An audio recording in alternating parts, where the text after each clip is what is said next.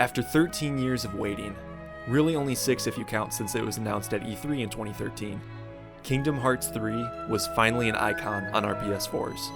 And when it came down to those last few hours, you better believe we were hyped. I've been trying to keep myself occupied for the entire day, rewatching cutscenes from the series and playing 0.2. And watching those last few minutes on the countdown was too surreal to even fathom. The moment was finally here. After spending so many childhood and teenage years falling in love with these characters, the story, the gameplay, all of our mad theories and questions were about to be answered. But it was a big disappointment. Have you ever waited so long for something just to be underwhelmed by the experience? Like when you were a kid and you saw an ad for a new toy or a game and you saved for months to buy it, but when you did get it, it was nowhere near what you expected. That is Kingdom Hearts 3 for us. Let me set the scene for you. After years of waiting, playing and replaying every game, even Union Cross, reading all the lore entries and Xehanort reports, fighting countless Heartless, and unlocking so many secret movies, January 2019 finally arrived, and it was the perfect week to just sit inside and play. A massive snowstorm came in the day beforehand and all my plans got cancelled, making the wait even more excruciating. So I played 0.2 again and tried to whittle away at my backlog, waiting for that preload to unlock. And it did. It unlocked. The moment I started the game for the first time, it was a surreal experience. I couldn't believe it. This is real. Kingdom Hearts 3. It's finally here. In what felt like no time at all, we were off on the final adventure in this saga that we'd been waiting years to see the conclusion of.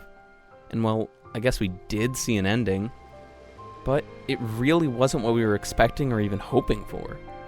The first playthrough was really disappointing. We've grown to love these characters just as much as the next guy in the fandom, and we wanted the best for this game when it finally released.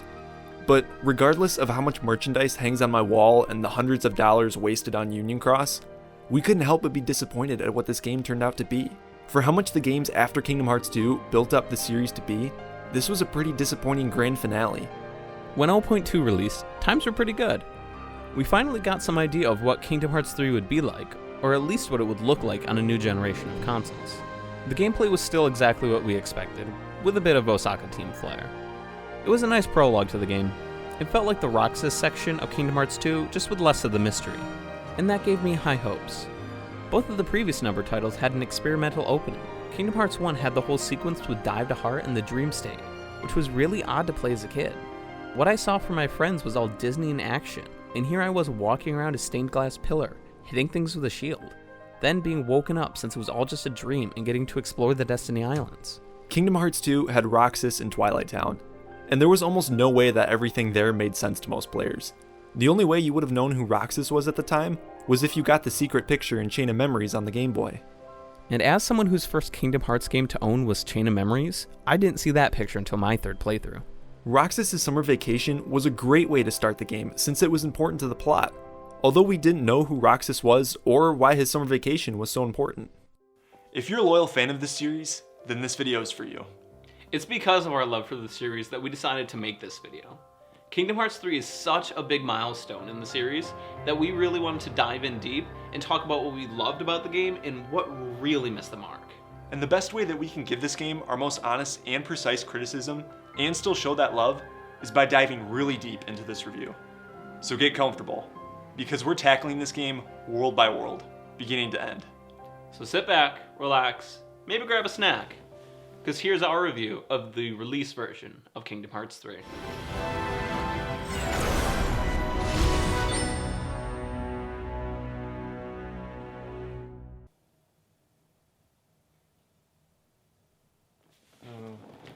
I think we got the wrong game. This one has a 3 on it. Found a 2.8 here. This one doesn't have a number.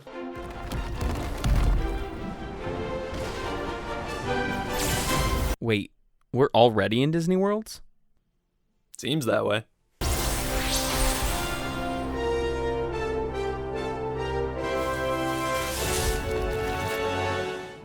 Unlike Kingdom Hearts 1 and 2, which start with original worlds, this one starts you off with Disney right away. And that feels pretty jarring. Even Days, Birth by Sleep, and Dream Drop Distance start off in original worlds before they send you off to Disneyland.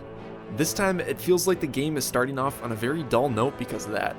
It's like we've forgotten that there's this huge looming threat and a literal war about to happen.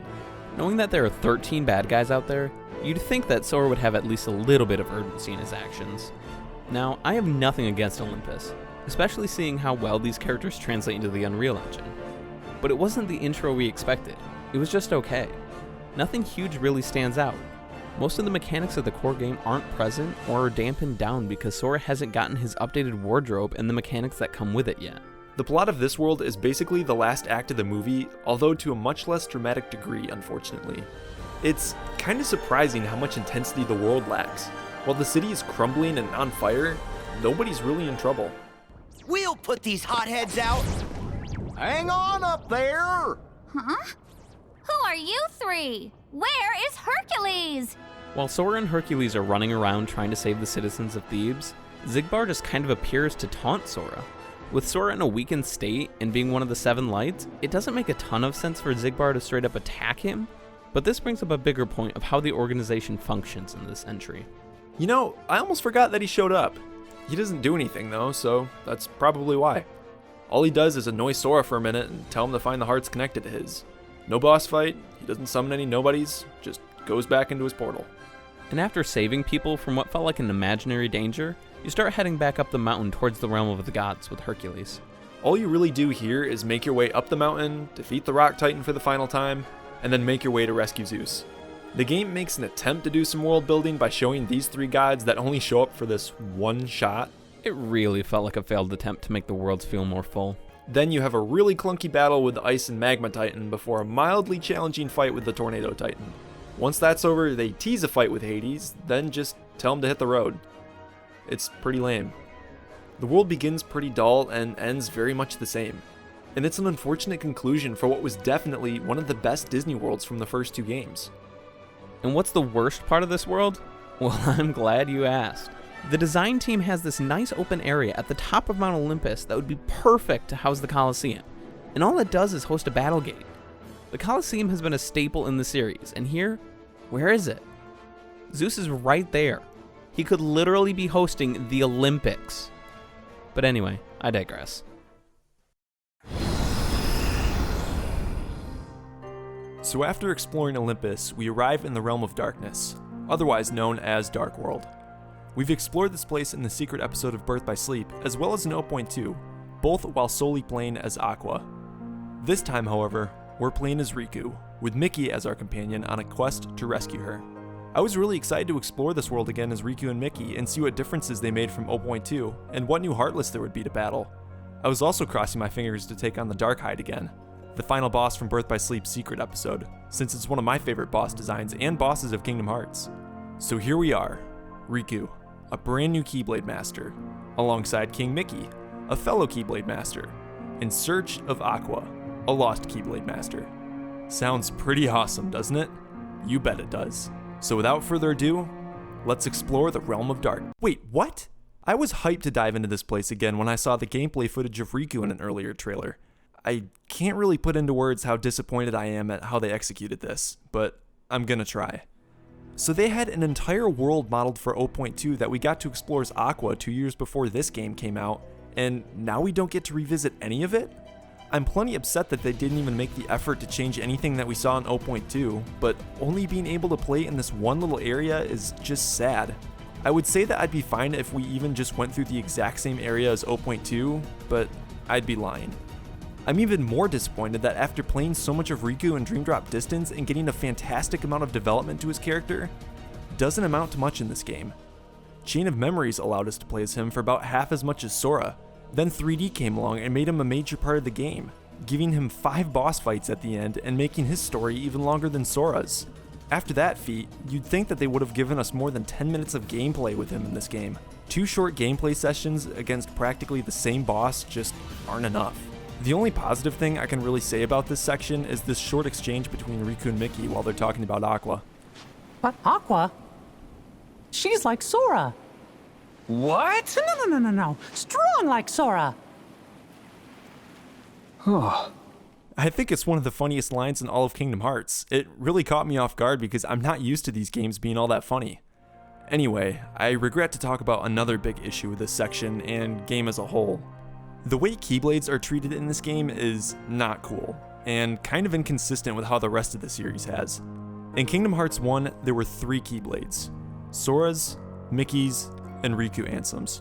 Sora and Mickey's are, I guess, kind of the same Keyblade, but Mickey's is one of darkness while Sora's is of light. Then Riku Ansem's was a Keyblade of heart, formed by the hearts of the 7 princesses, minus Kairi's, for the purpose of unlocking people's hearts. Keyblades were really a special thing. They could unlock anything, seal the keyholes leading to the heart of a world, and supposedly choose their own masters. So it was pretty special when Sora was the only one with a Keyblade, until Riku somehow got one. And Kairi. And these 3. And Lee. And then all of these people. What's so special about them when there's thousands of kids running around with them? But your Keyblade...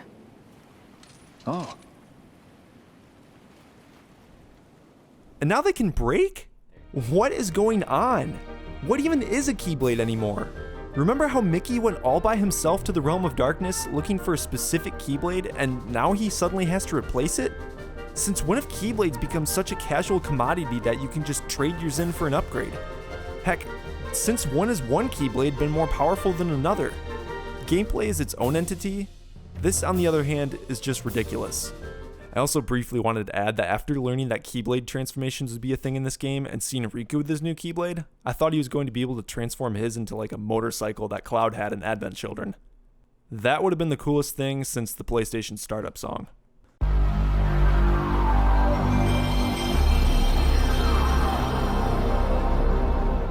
So, Dark World. Not very impressed, as you can tell. Since we're going in chronological order, we'll return to this world later on. For now, let's move on with the rest of Kingdom Hearts 3's story.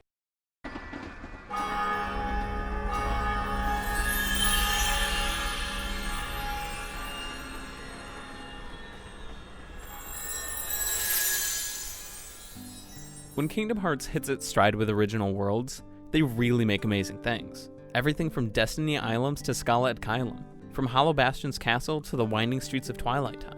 They were all designed beautifully and have become a staple of the series. But in the case of Kingdom Hearts 3, the original worlds that we grew to love throughout the series fell far from their glory. Twilight Town was one of the best things about Kingdom Hearts 2. This town had so much personality and such a sense of community to it. It was so much bigger than most of the other worlds and actually had NPCs wandering about. From the job postings to struggle matches, it really felt like a place where Roxas lived. But here in Kingdom Hearts 3? Well, that's a different story. Unlike in Kingdom Hearts 2, where the plot started and continued at different points in the adventure, nothing really happens this time around. Do you remember how 3D took the Traverse Town we knew and loved from Kingdom Hearts 1 and upgraded it? Twilight Town kinda got the opposite deal for Kingdom Hearts 3. So many iconic scenes happened around Twilight Town, and almost all those areas aren't explorable. Remember the clock tower where Roxas, Axel, and Xion ate countless bars of sea salt ice cream? Gone. How about the struggle arena where Roxas faced Vivi and the others to become the champion? Nope. Or the mansion where you could take a portal into Roxas's Twilight Town and the world that never was? Well, the mansion is still there, but it's just for decoration this time. The whole world has been downsized to nothing more than the downtown area and the woods. There isn't even a reason to come back later, other than to mail postcards while on the quest for the ultimate weapon. And even during your first visit, things aren't all that exciting. You fight Plot Tide once. Hayner, Pence, and Alette try to help you figure out a way to get Roxas back before they leave for work. What? And then part of the organization shows up to talk to each other while looming menacingly. Fair enough. But let's not forget how many times Sora still managed to rain on our parade. If he wavers from the path we lay, we destroy him. At least the scene with Ansem, Seeker of Darkness, and Xemnas is interesting. They encourage Sora to find Roxas and try to convince him that the only way for Roxas to return is if Sora becomes a Heartless again. It's an intriguing point that never gets expanded upon. But forget about all that boring plot stuff. Who even plays Kingdom Hearts for the story? Let's not forget about the real reason you play these games. The mini-games.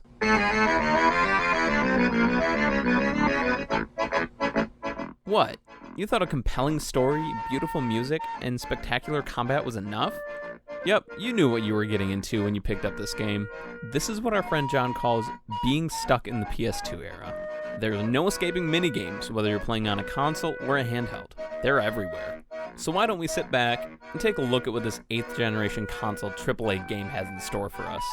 And where better to start than with Remy. From the brilliant minds that brought you a rhythm game in Kingdom Hearts 2 and a convoluted card game in 3D comes a whole new idea. Food. Good old Scrooge McDuck is back at it again after selling ice? Skateboards? Well, whatever it was in Kingdom Hearts 2, he has now grown to be much more sophisticated and has opened a restaurant with the help of a rat. After you rescue Remy from the Power Wilds in the forest and find some ingredients laying around town, he can whip you up some food as if you were camping with the Chocobros in Final Fantasy 15. But the twist is, this time, you have to make it. That is, if you can make it. Yeah, it may be a 4-second mini-game, but it's not gonna let you make that delicious soup that easily. So try not to screw up, or else you gotta put up with this look of pure disappointment. Sorry.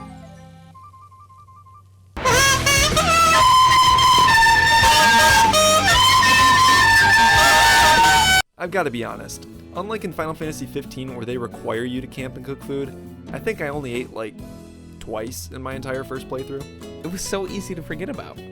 Final Fantasy 15 was based around a day and night cycle which forced you to rest in order to level up. And when you camp for the night, you can cook to have a stat boost for the first part of the upcoming day. In Kingdom Hearts 3, you have to take the time to go to the bistro and cook. Then go into your menu and choose the dishes that you want to use to get a boost for the next 30 minutes. Alright, this next one I'm not gonna cut as much slack. Do you remember those little handheld gaming devices with the graphics of a TI-83 calculator you'd get out of a cereal box or in a Happy Meal? This one really seems like it was made for whoever mains Mr. Game & Watch in Smash Bros. Classic Kingdom. If there's any time I could use the phrase, "nobody asked for this," this would be it. I admire the development team for always trying to be creative, and I do still think this was kind of a cute idea. I'm not sure if this idea came after someone decided to give Sora a smartphone, but it's a better alternative than him playing Candy Crush all the time. But when I see a giant treasure chest just sitting there, waiting to give me an Orichalcum or a strength boost, and all I get is a QR code, we've got a problem. There are 23 of these things, and yes, you have to play all of them if you want to get all the trophies and Keyblades. And don't even get me started on the collaboration with Union Cross. We had to play like 5 of these games for at least an hour each in order to get a code to unlock the Starlight Keyblade early. If you play Union Cross actively, you probably didn't mind it for the free jewels, but for anyone who downloaded it just to get the Keyblade, it definitely wasn't worth it for a weapon that you can unlock easily within a normal playthrough. I feel like we're forgetting about a minigame. Or maybe it's just the same game done 3 times with different skins. I don't know about you, but I think Pooh is adorable. I loved the inclusion of 100 Acre Wood in Kingdom Hearts 1, especially because my heart broke seeing Pooh so lonely. I still feel bad every time I see him sitting on that log and he says this. Oh, hello, Sora. Have you come to say goodbye to Pooh, too? I'll help you find your friends, little buddy. Pooh didn't need to be in Kingdom Hearts 2, but they still did a good job with it. The minigames were better, though the story was worse. But it was still worth it because you got some really good items and a useful Keyblade with different abilities, depending on if you played the final mix or the original release.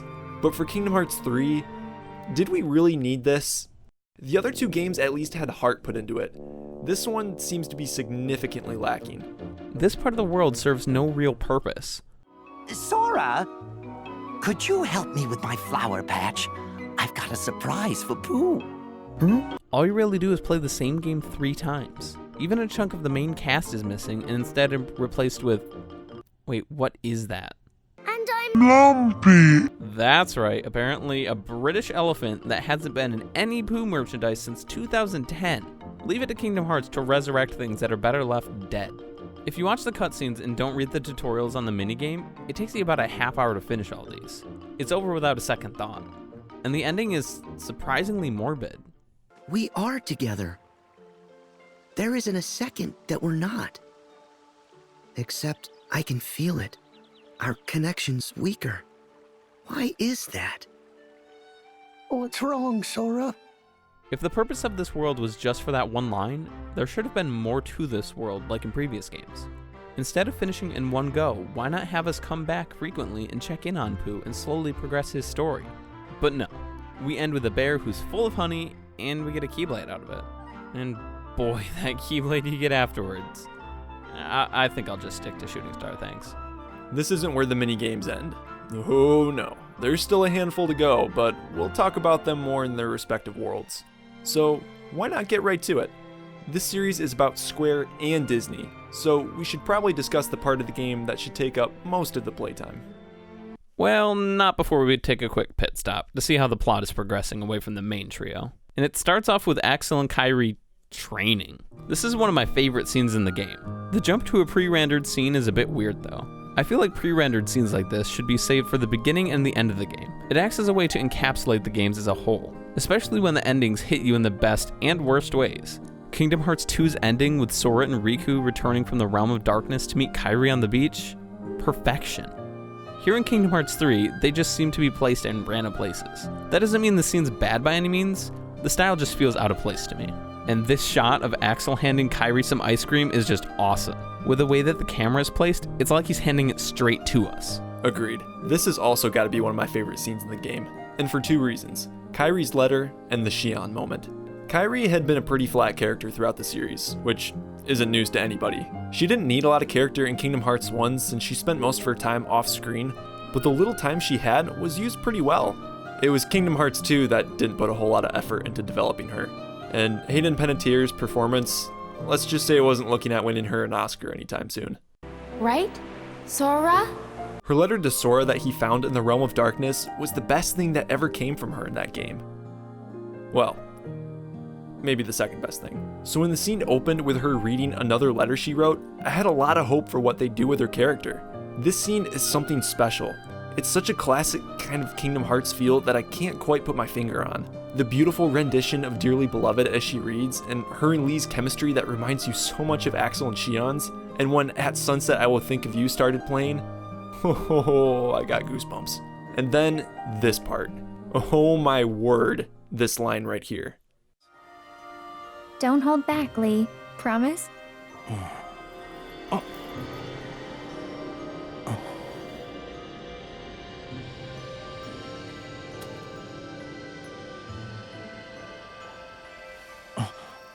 It's perfect. There's nothing else I could say. And the other part of this interval is not as good. Riku and King Mickey are just catching up on the events of Birth by Sleep that we already know. It makes sense for this to happen because the characters don't know that information, but if you're a fan, it's just another needless recap. It was nice that they went through the effort to make this little animated portion recapping what happened to Xehanort and his few forms, but that's about all of the interest to be had from this scene. It ends with them figuring out what happened to Terra and deciding to inform Yensid and Merlin about it. A necessary scene? You could argue that, but an exciting one? Not so much.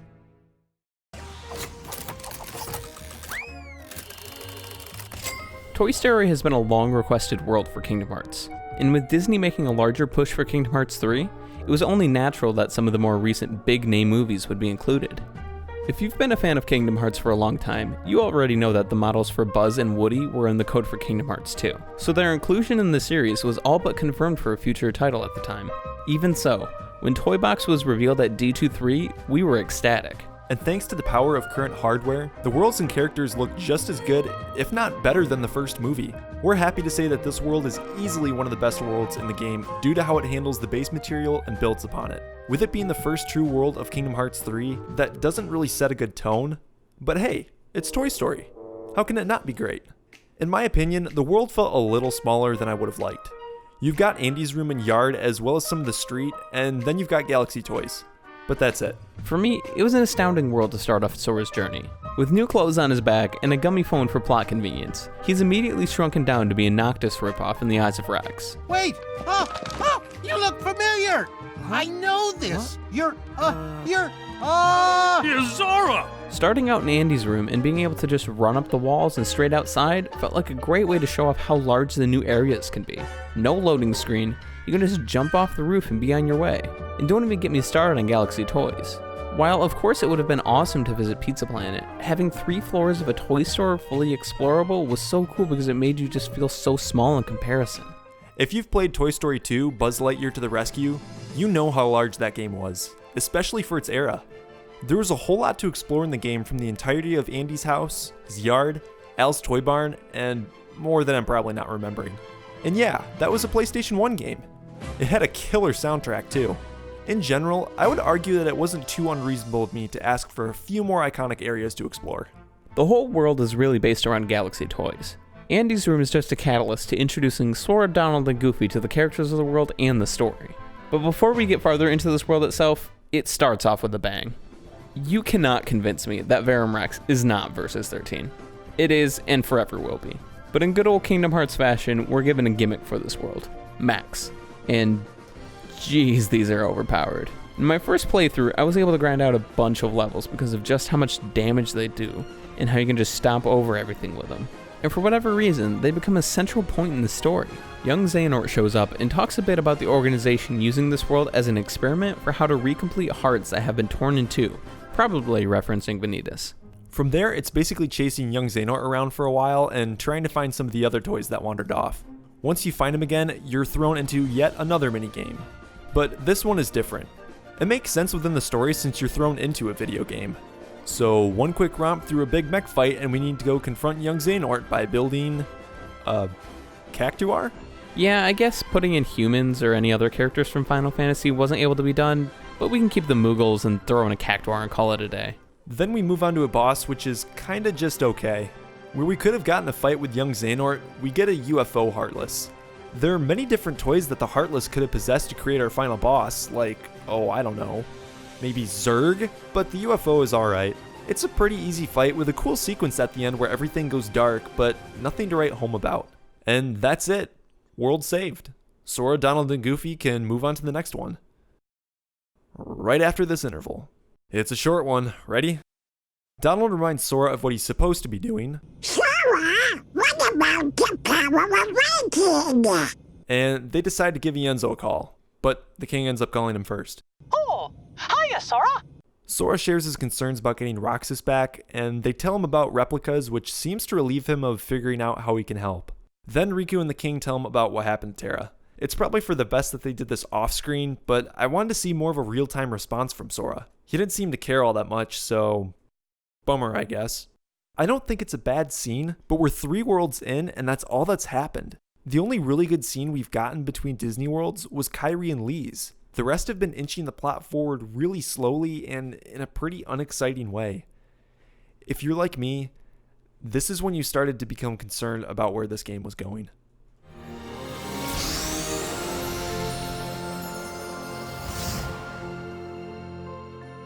Tangled was the first new Disney World revealed for the game. At the time, I hadn't seen the movie, but when I did, I was immediately excited. Normally I hate musical numbers, but the ones in Tangled were pretty good. Everything about the movie made me excited for how it could be translated into Kingdom Hearts. We both thought Tangled was a great Disney movie. Frozen was nowhere near on the same level in terms of plot and character development. That being said, that same plot and character development is non-existent here. After some initial exposition from Rapunzel, we go directly into a pretty corny scene involving Sora, Donald, and Goofy saving Flynn from a few Heartless. Like many other character introductions where the Disney character is being saved by the 3 of them, they carry on a whole conversation while the Heartless just kinda stand around. Say, since you 3 seem to know what you're doing, mind if I leave this one to you? Yep, we'll take care of them. Go on, skedaddle. You have my thanks. Whew. The horse was enough. Don't need any monsters on my trail. What's enough? Oh, nothing. Name's Flynn Rider. Oh, watch out, they look mad. Then there's this part where Sora can't see this very obvious opening behind these vines. Well, at least he got away safe, right? You're a danger to everyone around you and yourself. The next scene is part of a much larger issue in this game. This scene is particularly awful. Just watch this for a sec.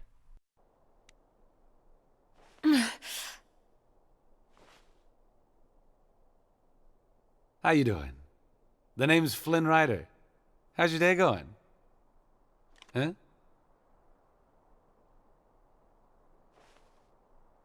Who else? Need we say more? The lack of ambient music that flows with the ups and downs and the events of the scene plays a huge factor into why the Kingdom Hearts version is so much worse. After Flynn and Rapunzel leave the tower, Sora, Donald, and Goofy are shoehorned back into the story for a shot-for-shot remake from the original movie. While Rapunzel runs around the outside world for the first time, they just kind of stand there. Menacingly! Here we get a little bit of gameplay time to walk around with Rapunzel and explore before a quick Heartless battle. Soon after, we get our first scene with Marluxia to reintroduce him to our heroes. And here is where we run into the biggest crime of this world.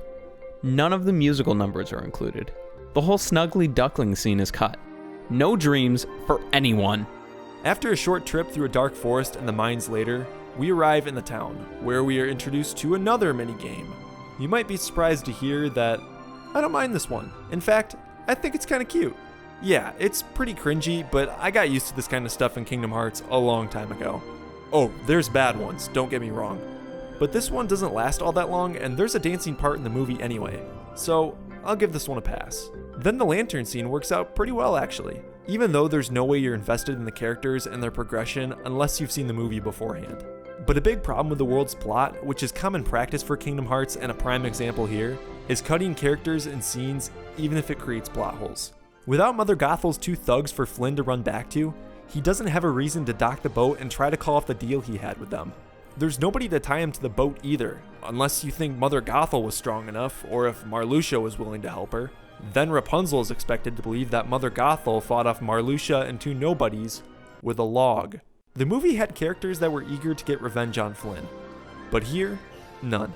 The whole next section is pretty much left to your imagination. We just see Flynn riding out of the kingdom on Maximus with no explanation. Luckily, he finds Sora taking a nap on the shore because Marluxia used sleep powder on him after monologuing for a bit. After a gauntlet of infinitely spawning enemies and annoying prompts from Donald and Goofy, we return to the tower where Flynn is trying to rescue Rapunzel. And here's where we get some of the best representation for the movie in this world yet. No bad editing, no plot holes, just good performances and great music to accompany it.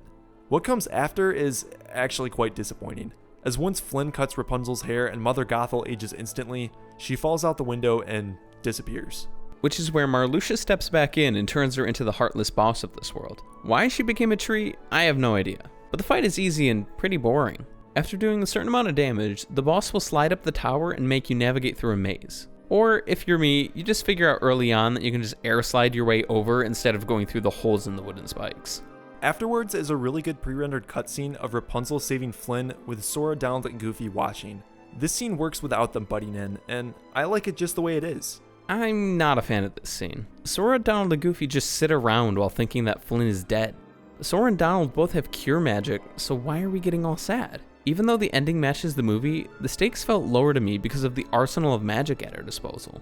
Rather than argue with you about characters using healing magic in cutscenes, I'm just gonna leave this here.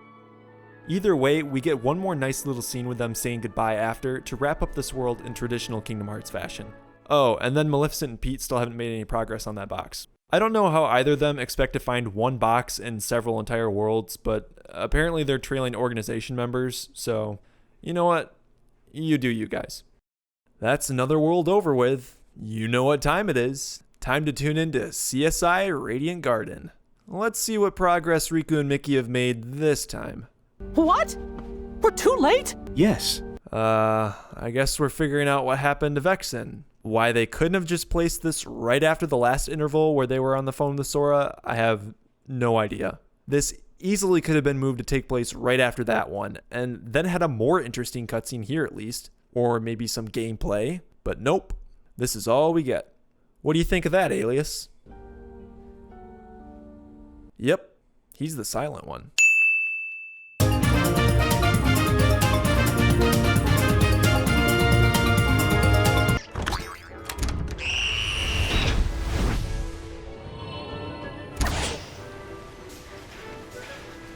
After the announcement of Toy Story and Kingdom Hearts 3 came about, and Pixar's catalog opened up, Monsters Inc. was almost a shoo-in.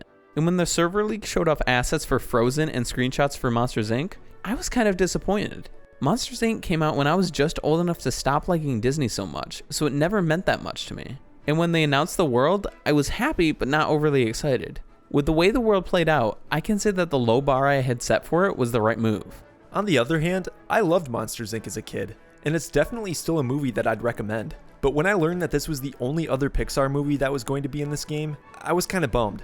I think The Incredibles would have been so much cooler to do. Having Dash and Violet as your party members while you help them find their parents, and then battling Syndrome and the Omnidroid later on, would have been a way cooler superhero world instead of the one we did get. They could have done worse than Monsters Inc., but I never really thought that would have been a great Kingdom Hearts world. The first scene of this world is pretty cute. The three scare each other because of their appearances, even though they didn't freak each other out in Halloween Town, where arguably they looked a lot scarier. The introduction of the Unverse is pretty good, I can give it that. But after the fight's over, Donald and Goofy just kind of casually remember them. It's on the tip of my tongue. I remember the king told us something about negative emotions. Unversed? Oh yeah, them! It doesn't help that the field theme playing in the background is far too upbeat for what's going on. The same three that we're looking for? Aqua, Terra, and Ventus? Because as we learned in Birth by Sleep, the Unversed are created from Vanitas. So wherever they are, he can't be far behind. You know what else is distracting? Boo's voice. There weren't any new lines recorded for the game. They're taken right from the movie. It's not a huge deal, but when I've seen the movie so many times, it's easy for me to recognize the giggles and words she utters, and I'm taken a little out of the immersion. Then there's this part where Mike's singing while Sully's talking, and since they're almost at the same volume, it can be hard to tell what Sully's saying without subtitles. Well, Monsters Incorporated used to rely on screen power from human kids for energy. But now we collect their laughter instead. It turns out laughter's 10 times more powerful. With the Unversed roaming around, Mike and Sully decide it's best to send Boo home. But when they see her door get sent back to the door vault, they've got to go chase it. This is where I'd say that the slog really begins. Randall gets brought back to the story and isn't really a threat. Sully's in control of the company, and everybody should be on board with the concept of making children laugh instead of scream. So Randall's threat of making kids scream again wouldn't really work unless there are a ton of monsters who want to go back to the old way of doing things with Randall as their leader. Nope, he's just back because he can be. He runs off to imitate Joker from Arkham Asylum, but honestly doesn't cause all that much trouble. I guess they just needed somebody to act as the villain of the world until the organization member shows up later. You run around, fight some more Unversed and Heartless, and then come across one of my favorite parts of the world. There's an operating board that's locked, so instead of trying to unlock it, Goofy makes this suggestion. Maybe it would be faster to just break it. Oh, that's brilliant! Hang on! We've seen how Sora and technology interact throughout the series, and it's nice to see this remain consistent. Then after you defeat some more Unversed, Randall sort of gives up when his machine doesn't work, and then you run off to play Firefighter. I gotta say though, I really like the CDA officers in this game. The fact that they're on radios and referring to the Unversed as unidentified life forms make this world feel so much different from the others. Maybe because this is one of the first Disney worlds to actually have technology in them. And I agree here. With the CDA agents around, the world feels full. Part of the world's on fire, and they're working to put it out. It's a nice touch so that Sora doesn't have to look back and think, wonder if that fire ever got put out. Once you reach this point, the world's pretty much over. You have one boss fight after, which is one of the only boss fights that I almost died to on my first playthrough. But that's not to say it's a well-designed battle. It's just a confusing blob that slides around the arena for a couple minutes before you cast fire enough times. But this world isn't over just yet. Who are you? Gotta say, that strange facade had me fooled at first, brother. That's right. Vanitas is back. And now he's gone. Oh, come on. You really think that'll work? Thank you. We owe ya. No, we should be thanking you. We never would have managed to get Boo this far if you hadn't come along to help. Wait. And finally, we found her door. That worked? No.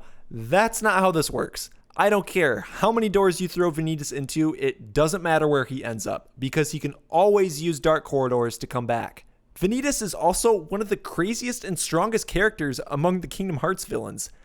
How is Sully able to get rid of him? Is that all? I'd be perfectly fine with this if Vanitas didn't struggle or complain when Sully grabbed him and then just immediately came back afterwards for a boss battle. But this sucks. Birth by Sleep used Vanitas as a way for Master Xehanort to gauge Ven's strength. Why not use him like that here? Especially when we don't fight the other organization members in the worlds they appear in, but all we get is a very cheesy ending to the world. I still really like this scene, But once Sully steps in at the end, it's ruined for me. A pretty disappointing way to end the world when this was about the only thing that's happened so far in the story that would have affected the overarching plot. Alright, it's interval time again. It's just as short as the last one. It's only here so that characters can catch up on the plot we've known for a while now. What is it this time? We've got Sora being impatient and wanting to go to the Realm of Darkness until his phone rings and he forgets all about it. We get some plot dump from Yenzo that's edited like a high schooler's first day with Premiere Pro, talking about how there are 3 hearts inside of Sora's and each can be brought back to life if their hearts are united with their memories and given a body to put into. Great, we already know who the 3 hearts are, Roxas, Xion, and Ventus, and since we already know about replicas and the fact that Ventus's body is fine, there really wasn't much for us to get out of this. Another opportunity to do something really fun or have a cool cutscene where we learn something we don't know, wasted. Great. What world do we get to go to next?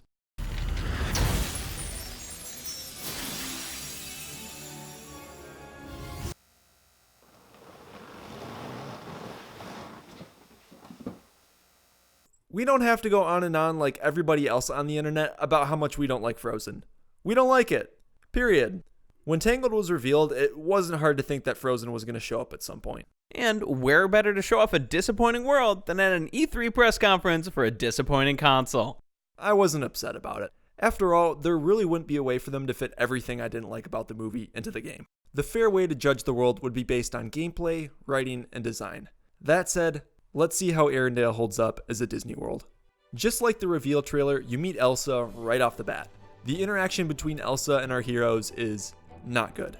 Really, it's one of the worst in the entire series. Elsa's understandably shaken from scaring people a little while ago, but Sora, Donald, and Goofy don't know who she is and are treating her like a normal person. Really, they're just poking fun at each other while trying to talk to her. And rather than just walking away while they're distracted, she felt the need to explode. Enough! Whoa! Like she did earlier in the movie. In typical Sora fashion, he isn't offended whatsoever and only wants to be her friend. Then Lurksine shows up after Elsa runs off. Here is yet another character that Sora doesn't remember because of what happened in Chain of Memories. Lurksine decides to show off her new ice powers so that Sora can't try and make a new friend. The Labyrinth is a pretty easy puzzle and you're out in about a half hour. You finally get out of the frozen nightmare and walk right up the mountain into a worse frozen nightmare. You're not really gonna put Let It Go in the video, are you? What? We'll be fine. It's Disney. You know how that works? Using like 3 seconds of the song, I think we'll be okay. No, whatever, fine. FCC, drop the laptop! Bring you basement dwelling weebs! Nice. What? Wait, what did we do? You violated 673 Article 7 of the United States! Frozen is intellectual property of Mr. Walt Disney.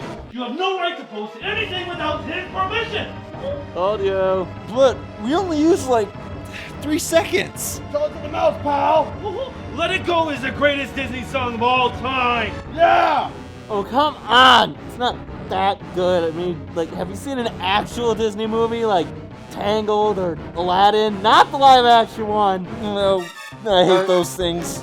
Or like Moana. No, not Moana. No, I think you mean Hercules. Hercules, yeah, that one. Keep talking, nerd. Frozen 2 is the greatest cinematic Disney movie of all time, and it deserved way more than a 7.3 on IMDb.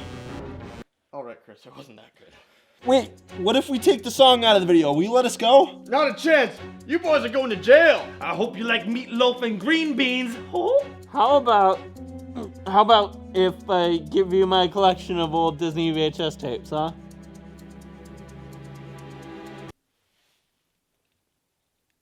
Do you have air, bud? Alright, we'll let it slide this time, but don't you dare let me catch you guys using another song in this video. Especially not the Olaf one. It's special to me. You have our word. Don't forget to rewind them. Just go back to playing your video games, nerds. Well, all I left us with was Snow Dogs. You want to watch it after the video? Yeah, let's love it.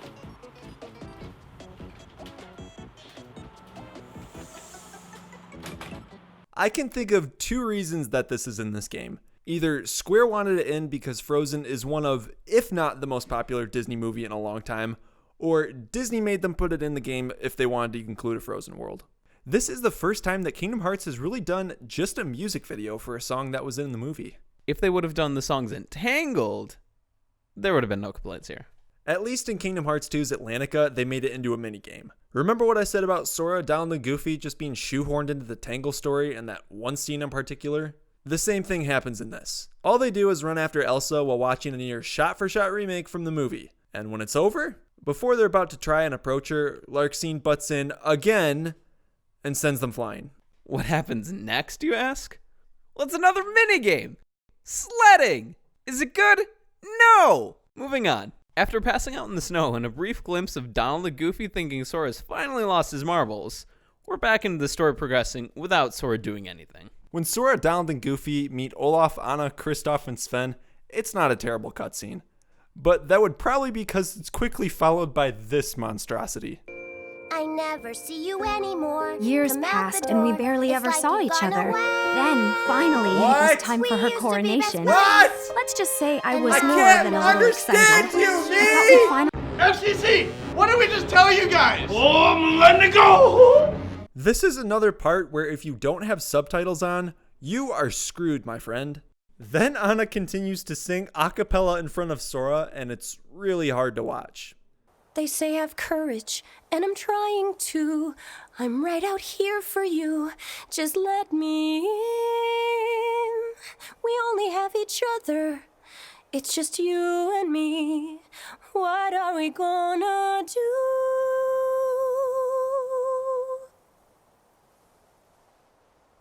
Do you want to build a... Sora doesn't seem fazed though, but it's probably because he's used to this sort of insanity by now. When they start talking normally again and Sora brings up the parallels between his friendship with Riku and Anna's relationship to her sister, it's quite fitting. But that gets interrupted by... Another minigame! This is the lowest of the low when it comes to minigames. Not even the minigames in Kingdom Hearts 3. I mean of all minigames.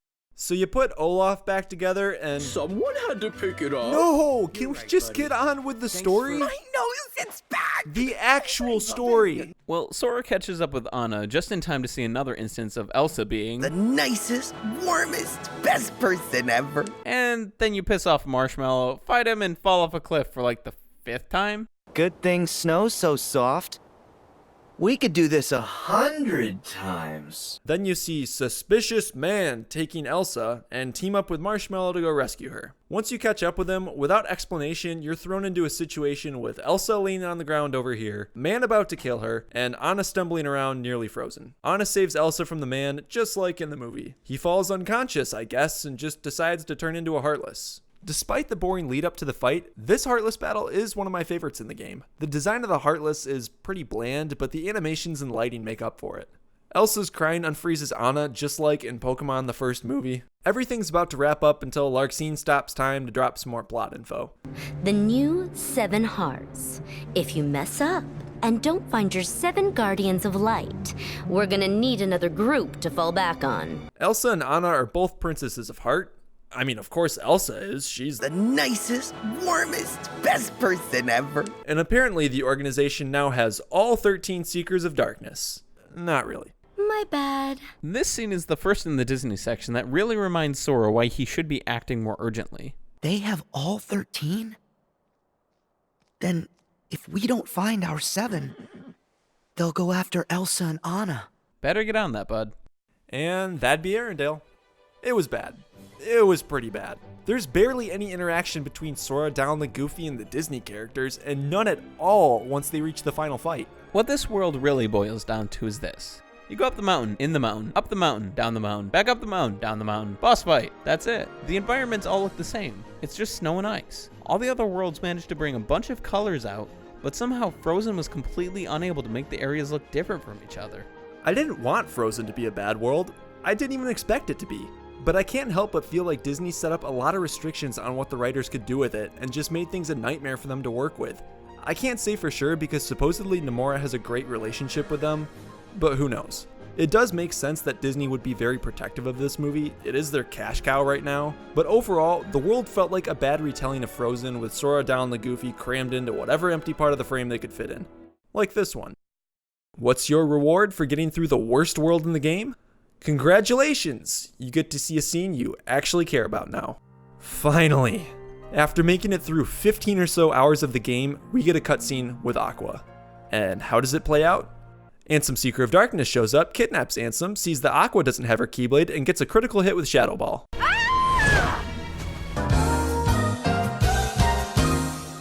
This is where the stakes really started to ramp up for me. Aqua has been trapped in the realm of darkness for over a decade at this point, and being able to rescue her is starting to come closer into reach. And darkness. But we'll get back to this in more depth later. Instead of moving to the next Disney World right away, we go back to Yensid's tower. It's just a simple check-in for Riku and Mickey, where we get to see Ven starting to reveal himself in Sora. But like all previous times, Sora hasn't gotten the power of waking back, so he must continue his journey through the Disney worlds to try and remember. Because that's been helping so much so far. This is another one of those cutscenes where the world theme plays the entire time and sucks any sort of intensity the scene would have had without it. Like this part when Ventus's heart causes Sora to speak.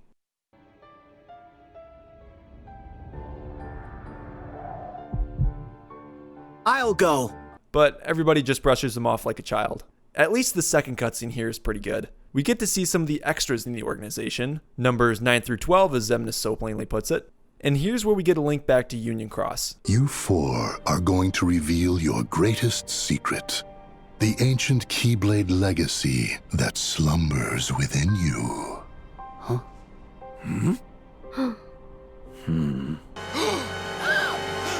Gasp. A link that still hasn't been fully made.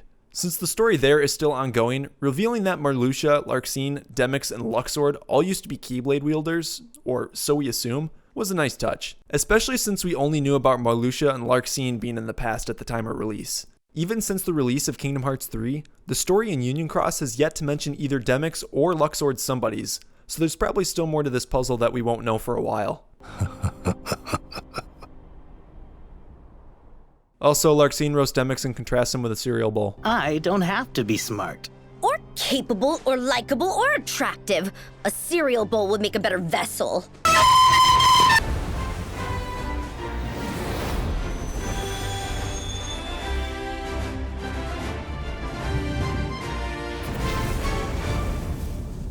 From being one of the worst worlds in Kingdom Hearts 2 to being one of my favorites in 3, Pirates of the Caribbean has made the biggest comeback in the series for me. Pirates was an interesting addition in Kingdom Hearts 2. It wasn't done all that well, and fighting the cursed pirates was pretty frustrating, but it was still done well enough not for me to dread it each time I had to play.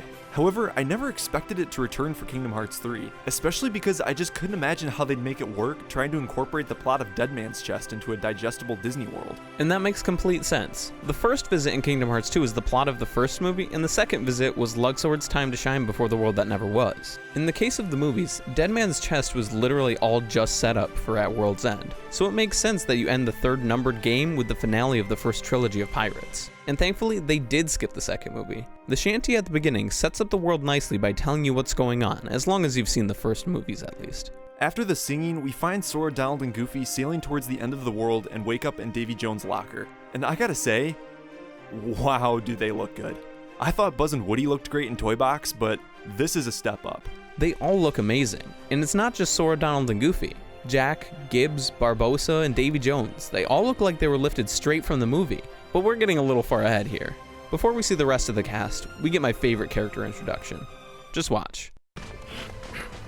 There, Sora! Huh? Oh, Jack Sparrow! Captain Jack Sparrow. Jack doesn't stop as soon as he sees Sora and have a little chit-chat, he just keeps running. But he does have enough time to stop and reprimand Sora for not calling him a captain. It's a scene that feels like it could have actually been in the movie if Jack saw someone while in Davy Jones' locker and they didn't call him captain.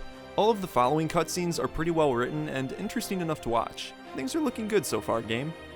But unfortunately, things go downhill once we reach the first boss battle, the giant Heartless from the World's Reveal trailer. This boss fight reminds me so much of the Ruler of the Sky fight from late in 358 days. And if you've played it, you know what a blast that was. The fight is so painfully slow because nearly all the Heartless does is fly away from you. Not even your magic can hit this thing. You have to chase it down until eventually you get close enough to do 2 or 3 hits. I know the fight in this game isn't all that hard, it's more so that the Heartless is constantly moving and not even attacking you until you jump on it, which is why I compared it to the Ruler of the Sky. It's a big letdown. I was looking forward to fighting this guy when I saw it in the trailer. It had the most health out of any Kingdom Hearts boss ever. I was hoping for an epic showdown, but after playing through the other worlds, I curbed my expectations for this one. And somehow, I was still disappointed once it was over. After the fight, Sora just falls into the water and faints? Yeah, I'm not 100% sure on exactly what happened to him, but Donald and the Goofy wake him up on a beach and it's back to exploring. Meanwhile, we get a confusing scene with Beckett because the game is yet again assuming that we know the story of the worlds without playing through them. Soon enough, we're off to find another ship because the Black Pearl is nowhere to be found. With a quick section of mediocre underwater combat, Sora finds a ship that Jack has already laid claim to. For whatever reason, it's trapped in a cave, but plot convenience sets in when Sora just wills the wall to fall down and we're off to sea. Pretty quickly, you run into Luxord, who's investigating the world with Vexen. Vexen is interested in how Davy Jones can survive without a heart, and hoping it'll further his research on replicas. And Luxord is merely there to help find the box. But we already know what's in this world's box. When Sora runs into him, Luxord proposes a race to Port Royal and claims that he'll give Jack anything he wants if they win. Now, if you count losing this race as a death, then I died about 10 times in this part of my first playthrough. Ty's the one who's played a lot of Assassin's Creed 4, and this is one of my first times driving a boat in a video game, and it was taking some time getting used to it. That's right, I am the Scourge of the Caribbean. You win the race, of course, but Luxord fools Jack into telling him where the box is, and he dips out to go find it. Oh, good. Huh? Oh, Jack! The four of them are left on a battered ship and forced to dock at Port Royal, where we get to do this world's minigame. Crab collecting. I thought this section was pretty great. It served as a way to introduce you to Port Royal while making you explore and look for some secrets. Yeah, I'm in the same boat on this one, even though I know a lot of people weren't a fan of this part. Port Royal is a nice area to explore, and even though I would have preferred something important going on here to warrant exploring it, I didn't really mind the collectathon. But once you've collected enough crabs to restore the ship to working fashion, Jack reveals himself to be... Crab Jack. A Jack made by Tia Dalma to help guide Sora. Thanks for all your help, Crab Jack. We couldn't have done it without you. And here's where the world really opens up. You can go straight to the storm clouds in the north to continue the story, or you can sail around, do some ship combat, and explore the island scattered about.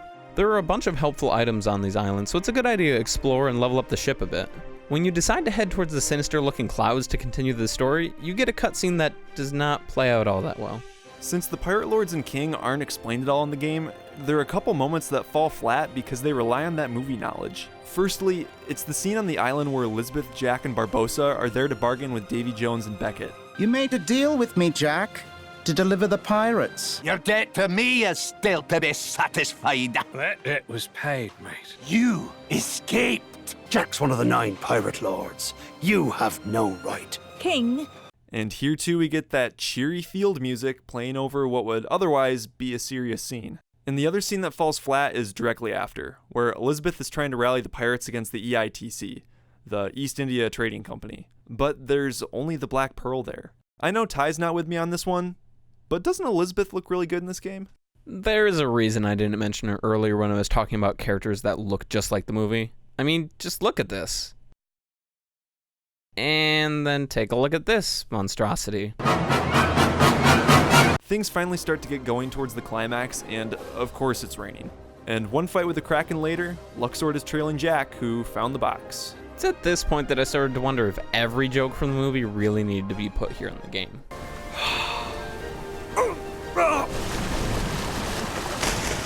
But here it is. Only the 3rd Disney boss in the game, and it's not that great. Davy Jones just sits there and lets you wail on him for a while, and then summons some Kraken arms for you to hit until he shows back up. I'd been clamoring for a Disney boss battle since the Tangled world, and it's nice to finally get one because Marshmallow wasn't satisfying. Once you beat Davy Jones, the cutscenes after go on as if the fight didn't even happen. I don't know why they couldn't have made the fight 2-staged. One for when you climb aboard, and second right before or after Davy Jones stabs Will. They decided to go with another pre-rendered cutscene to end the world like they did with Corona and Arendelle, which looks fantastic, but they could have saved it for after the Stage 2 fight if there were one. Vexen sees that the heart in the box was actually an organ heart and not Kingdom Hearts' version of a heart, and he leaves with nothing else to say. The whole time this cutscene was playing, I kept thinking, they aren't going to actually show the heart in the box, are they? Jack's just going to hold an empty box for a while, and lo and behold, that's exactly what happens. Because we can't risk getting a higher age rating. The rest follows just like the movie ends, even if the context for the scene of the Dutchman and Black Pearl double-teaming the Endeavor isn't there, so the payoff isn't as sweet. And that about wraps up the Caribbean.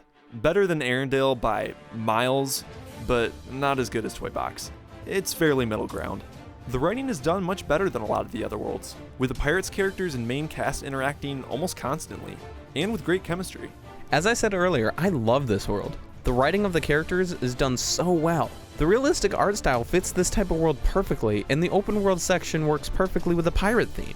If there's anything bad that I have to say about this world, it's the ship combat. It's not terrible by any means, it's just too fast. Assassin's Creed 4 is the best pirate game I've ever played, and it's one of my favorite games of all time because of that. The way the ships feel so weighty, going up and down with the waves, hearing your crew sing shanties along the way, it all culminates into such a great gameplay experience. Here in Kingdom Hearts, it's not done terribly, it's just way too fast. You can turn on a dime and constantly be attacking.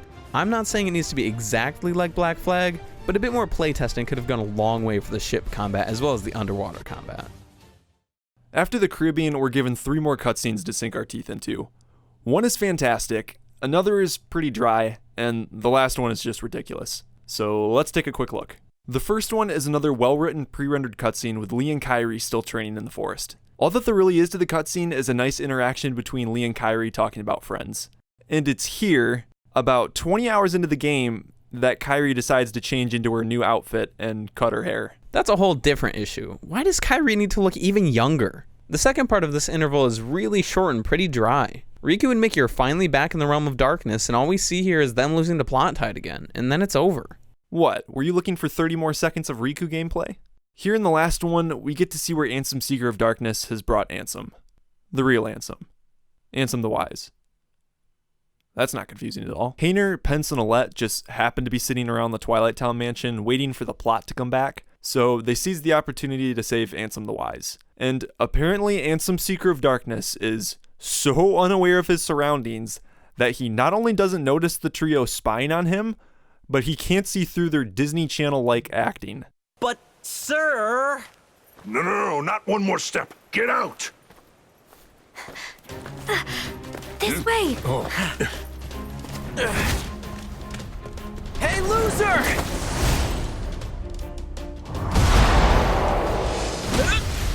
Or not!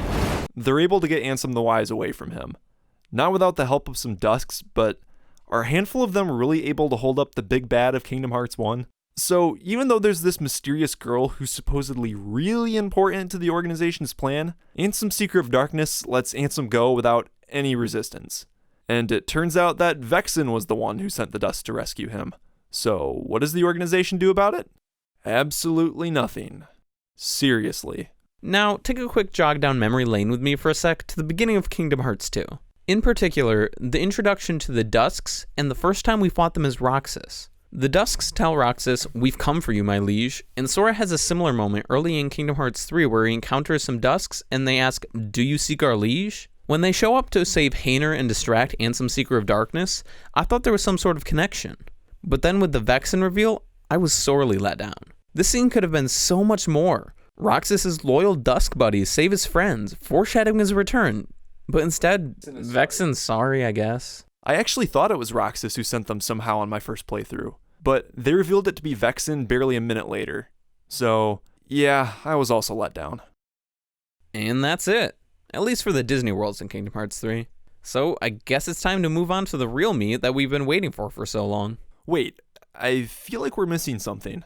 Well, if we are, then it can't be that important, can it?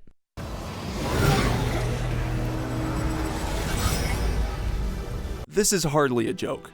The amount of times we've forgotten that San Fransokyo exists while discussing this game has happened a little too often for it to be just a normal thing.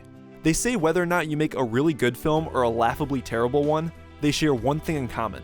They're memorable. If people remember your movie, they'll continue to talk about it whether or not it was a quality film. Because sometimes a really bad movie is just as fun to watch as a really good one. But if your film is so average that it's forgettable, it's the worst thing it could possibly be. Big Hero 6 is one of those movies to me. So bland, so predictable, and played so safely that I almost felt offended after watching it. I hadn't even seen the movie before playing Kingdom Hearts 3 and still haven't. From what I saw playing the game, it's not a movie I feel like I'd enjoy watching. I was okay with it being a world in Kingdom Hearts 3 when it was revealed because I hadn't seen the movie yet. So when I finally saw it about 2 summers ago, I was no longer looking forward to playing it. Kingdom Hearts has only used one bad movie series in the game so far, Tron, including Legacy. I've never seen the original Tron despite how many times I've played through Kingdom Hearts 2, and when I saw Legacy a couple years before 3D came out, I thought it wasn't that bad. Not as bad as most people I knew said it was, but not a great movie. So Square's only had to take one series of movies and try to translate them into the games to make them better. And apart from maybe the Space Paranoid's final boss battle in Kingdom Hearts 2, I think they did a pretty good job at it. I've never seen the original Tron movie either, but I really liked the character Tron, and the world from Kingdom Hearts 2 is somewhere in the middle for me. I thought Tron Legacy was a big letdown though, but I feel as though they did a good job on the world in 3D with what they had to work with. And well, since they weren't able to save Arendelle, let's see if they managed to save this one. The 3 start off on the San Fransokyo Bridge, and Sora's real psyched out about checking out the city. Then Roller Skate Lady. Go-Go. Wait, that's her name? Go-Go? Yes, that is her name. Anyway, she comes hurling past Sora, Donald, and Goofy. Then they meet Hero and Baymax, and boom, you've got a new party member and a sync attack. After a quick mini-boss battle, you go back to Hero's garage and meet the rest of them. And if you thought Go-Go was a sick nickname, wait until you hear the other 3. You've got Wasabi, Honey Lemon, and, Fred. It's Big Hero 6, and if it wasn't enough for Sora to do it in all of the other worlds, he about breaks the world order in this one too. I think it's best if we just move on. Keyblade Hero 3!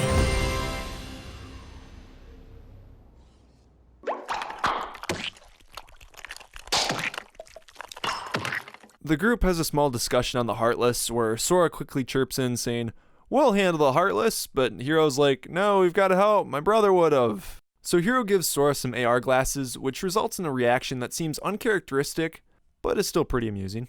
Heartless! Donald! Goofy!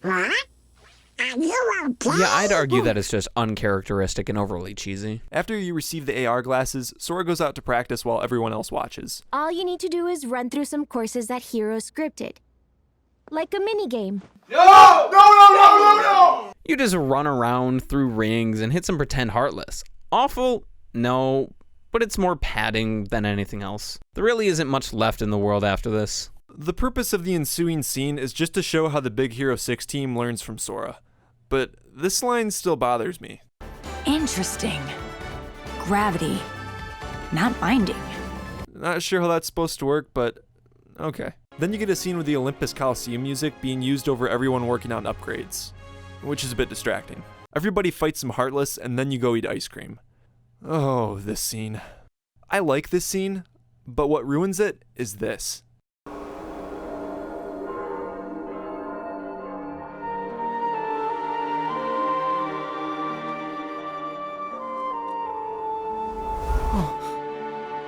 Sora, you okay? Not because of the hint towards Roxas, but it reminds me of how much time we're wasting messing around in this world when Sora's supposed to be gaining the power of waking. This is the last Disney World. Why hasn't he made any progress? Don't forget that we just saw Riku and Mickey get absolutely destroyed in the Realm of Darkness for a second time. And Aqua's still in need of some help. These things that look an awful lot like bugs from Recoded start buzzing around and everyone struggles to beat it. When they finally corner it, Sora's AR glasses start to bug out as an organization member shows up. And who is it? Apparently it's Riku from Kingdom Hearts 1. Yup, not Data Riku, which frankly would have made no sense, but why are there bugs here from the journal? Big Hero 6 starts calling them Dark Cubes, but they're just the bugs from Coded. Plain and simple. There's no explanation as to why they're here, and no one takes a hard enough look at them to see exactly what they are. In any case, it turns out that Riku has the combat ship from the old Baymax, which he uses to turn the bugs berserk, and takes off while you're left to fight the blob. This fight looks cool, and I really wish I could say that it's a good fight overall, but it's pretty boring. Like most fights, you can spam fire, shot lock, or attraction flow to win with hardly any effort. When the boss is defeated, Riku reappears to take back the chip and then claims the replica program was a success. The only reason he's hanging around San Fransokyo was to see if the organization can recreate a heart from Data, since Baymax is a robot with a heart, technically. There are so many parts of this world that sound like they're making reference to one thing and then letting themselves faceplant. In this case, it seems like the previous interval and this scene are hinting that the organization is trying to bring back Roxas, but nothing ever really comes of it. Instead, we just see Pete and Maleficent wandering down the highway, and young Riku shows up just to tell him off for being boring villains. What could have been a lot more interesting of an interaction lasts for mere seconds, and he departs without doing anything. So far, Pete and Maleficent have managed to accomplish absolutely nothing. The best way to think of Pete and Maleficent is that they're already 2 steps ahead. This is the last Disney World and the final game of the Dark Seeker saga. It would be hard for Pete and Maleficent to be the bad guys again in this game, but that doesn't make their whole role any more disappointing. And at this point, the world's basically over. How does this already train wreck of a world end? With one of the cringiest lines in the whole series. It's not the sum of our parts. It's the sum of our hearts. Seriously? Oh, and these explanations of a heart. It's working together. Smiling at something funny. Trusting friends. In every heart, there's hope. Riku Nort summons the old Baymax, transforms him with the bots, and sticks his old combat chip inside. This is one of a small handful of actual Disney bosses in the game, and it's terrible. The best comparison I can come up with is the shooter on rails that the Gummy Ship was in Kingdom Hearts 2. In a nutshell, that's the fight. All you do is fly around on good Baymax and shoot at the evil one. Now, I wouldn't have minded as much if this were only part of the fight, but it's really boring. I guess it was too much work to have a grounded portion of the fight where you can, I don't know, use all the skills and magic you've acquired up until this point, the last Disney World, to put them to the test. Nope. Fly around and shoot at him for a couple minutes and then it's over. Hero pops out the chip and breaks it, and somehow they end up bringing Baymax back to life anyway. Great. And that's it for San Fransokyo. I hate this world. It's a drag.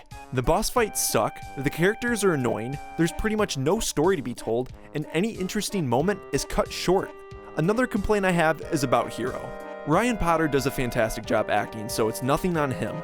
It's how all Hero talks about is his dead brother. It's like every decision he makes has to be because Tadashi would have done this or wanted that, and it makes his character sound so weak and gets on my nerves. Is that mean to say? Probably, but he's a cartoon character and I don't care. Really, it's just bad writing. I don't really have a whole lot else to say. I dreaded going through this world again, and unlike how my opinion of the Caribbean changed, everything I didn't like about this world was validated. I take back what I said about Arendelle being the worst world. This one is the absolute worst to play through. Yeah, that's basically it. It sucks. That's it for the Disney Worlds. While it was nice to see Sora interact with more familiar characters and explore these worlds on a modern system, I have to ask myself, did I care? Well, sadly, the answer is no. Since these Disney Worlds have so little to do with the overarching plot, I found myself rushing through them so I could get to the actual story. I never had this problem with Kingdom Hearts before. The Disney Worlds would normally have at least a little something, but here, that little bit of story is just left for the scenes between worlds. These worlds are just slapping Sora, Donald, and Goofy into remade scenes from the movies, or they're just trying to show off how well something can be remade in the Unreal Engine. I don't know how I'm supposed to enjoy the journey through the worlds when there's a war waiting at the end and I'm not doing anything to prepare for it. The Disney Worlds in the other Kingdom Hearts games weren't always perfect, but even the best worlds of this game weren't as good as the best from Kingdom Hearts 1 or 2. The best Disney Worlds in those games make Sora and company an integral part of the events unfolding, not just tagging along while the Disney characters just go through the script of the original movie. When Sora, Donald, and Goofy are translated into the story of the world, or when there is an original story for the world and we get Disney bosses, the payoff is so much sweeter.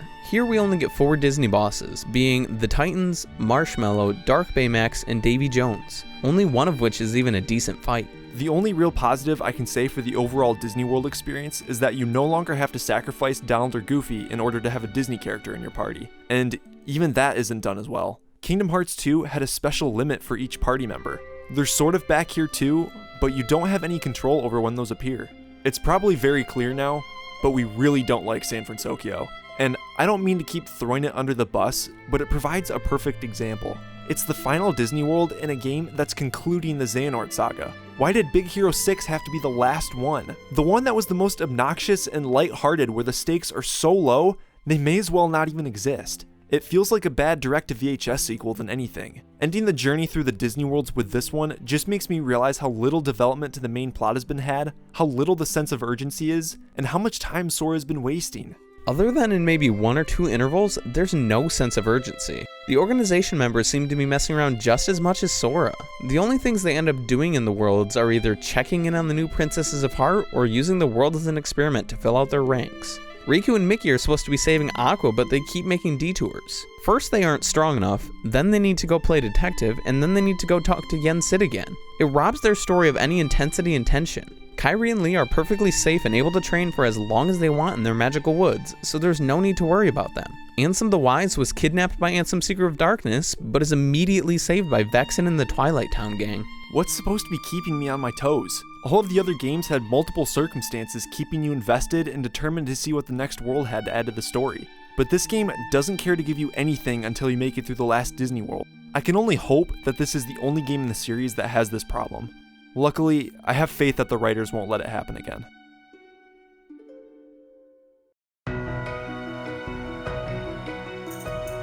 One of the worst choices this game could have made, both narratively and for gameplay, was to not include one of their most recognizable original worlds, Radiant Garden. As a place overrun by darkness in Kingdom Hearts 1, but then being repaired by its citizens in Kingdom Hearts 2, it would have been so nice to have returned to experience it in its full glory in Kingdom Hearts 3. If you've played the first 2 games, you know all the huge story events that went down here, and we don't have to remind you. I'm just baffled that this world wasn't playable. The time that you do spend here is only in cutscenes, whether it be Riku and Mickey padding for time or Yenzo just talking to Sora on the gummy phone. This is another one of those situations that feels so disrespectful to the old games. There's a saying in filmmaking, show me, don't tell me, and I think it could be translated into good video game storytelling and design. Let me play it, don't just show me a cutscene. Radiant Garden defies this thoroughly. The cutscenes show areas from Birth by Sleep in 2, but that's it. No castle to wander around, no super boss to challenge, nothing. Radiant Garden is more than just a staple for the series as an original world. It's the home of the Final Fantasy characters. Kingdom Hearts, at its core, has been and always will be a cross between Square Enix and Disney, and Final Fantasy has been a big part of that so far. This is a heated topic among the Kingdom Hearts fandom. Some don't think that Kingdom Hearts 3 needed Final Fantasy characters and that the series can go on without them, while most others say that Final Fantasy characters are just as core to Kingdom Hearts as the Disney ones are. What happens in the Disney worlds stays in the Disney worlds for the most part throughout the series. So you could argue that Kingdom Hearts could go on without Disney if it needed to as well. So why the exclusion of Final Fantasy characters? Cloud and Ornn were mentioned at the beginning of Olympus, and aside from Cactuar and Toy Box, that's it. To me, not including Final Fantasy characters is about as dumb as not making Radiant Garden playable. The Final Fantasy VII Remake is coming out in a few months. Why couldn't we get any more time with those characters and one final battle with Sephiroth? What about Final Fantasy 15? It's only been a few years since that came out, and they only stopped adding content recently. Why not even include just Noctis? There were 9 Final Fantasy characters in Kingdom Hearts 1, and 17 in Kingdom Hearts 2. 17! Why are there 0 in the third main game of the series? Even Birth by Sleep had Zack, and Dream Drop Distance had the Dwewi cast. Days was the only other Kingdom Hearts game without any Final Fantasy characters, but that game was focused solely on the relationship between Roxas, Axel, and Xion, so it would have been hard to make Final Fantasy characters fit. There's no good excuse for not including any in this game, and I don't foresee this being fixed, even with the release of Remind coming up. It's really disappointing and makes me nervous for the decisions of the series going forward.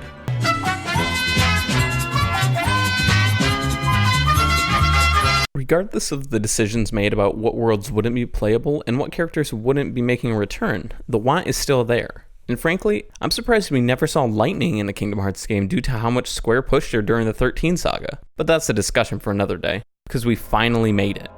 This whole game has been leading up to the new Keyblade War. Light versus Darkness. The Guardians of Light versus the Seekers of Darkness. The 7 versus the 13. But wait, we don't have our full roster of 7 yet, do we? After you finish the last Disney World, Sora gets a call on the gummy phone. No one can get in contact with Riku and the King. Without a guaranteed way to enter the realm of darkness and rescue them, Sora lets his heart be his guiding key, and it leads him home. Destiny Islands, where we get to see the first shot of Kingdom Hearts 3 that was ever shown. Only this time, it's for real.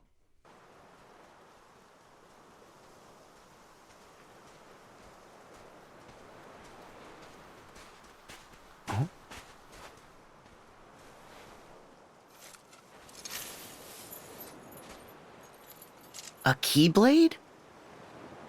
Sora finds the Master Keeper, and you can immediately tell. things just got serious. As if acting of its own will, it fires out a beam of light that connects with the mysterious area from Kingdom Hearts 1, creating a new door. Sora tells Donald and Goofy to stay behind just in case something goes wrong, and they reluctantly agree. And what happens next is one of, if not the part I've been looking forward to the longest in this game. Definitely the thing I was looking forward to most. You already know what happens next. It's time to rescue Aqua.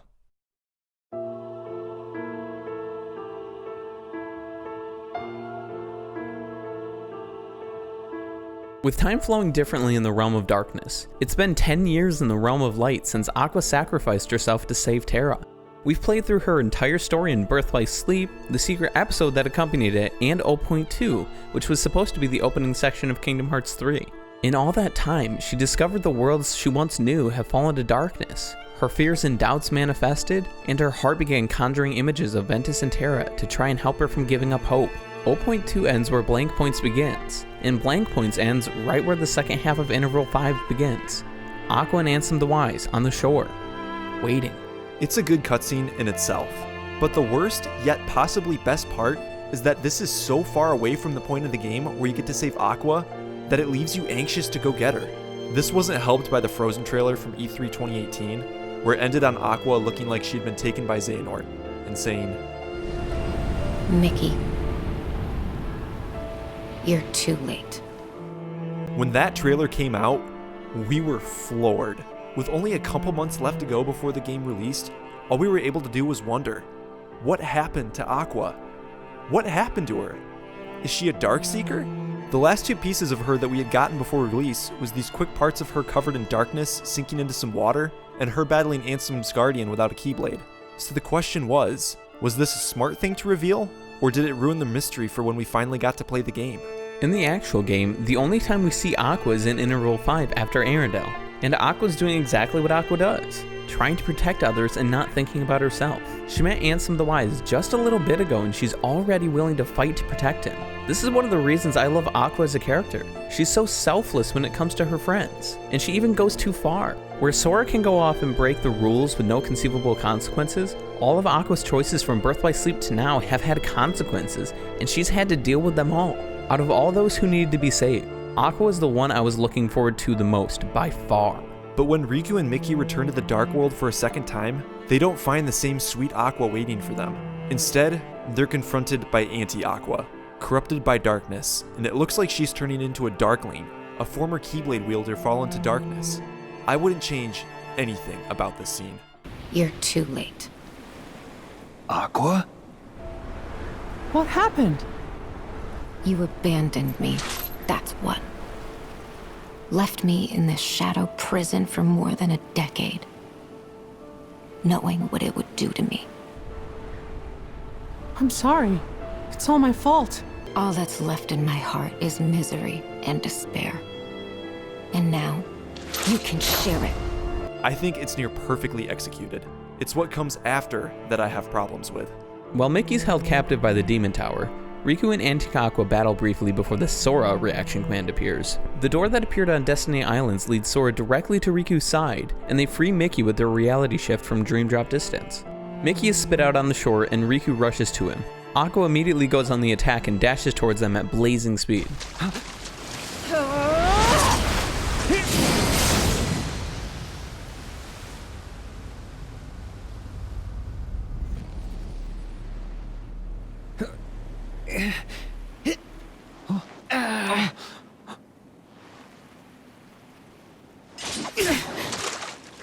Sora's able to intercept her at the last second, and the two begin to face off, as a hauntingly beautiful remix of Aqua's theme swells.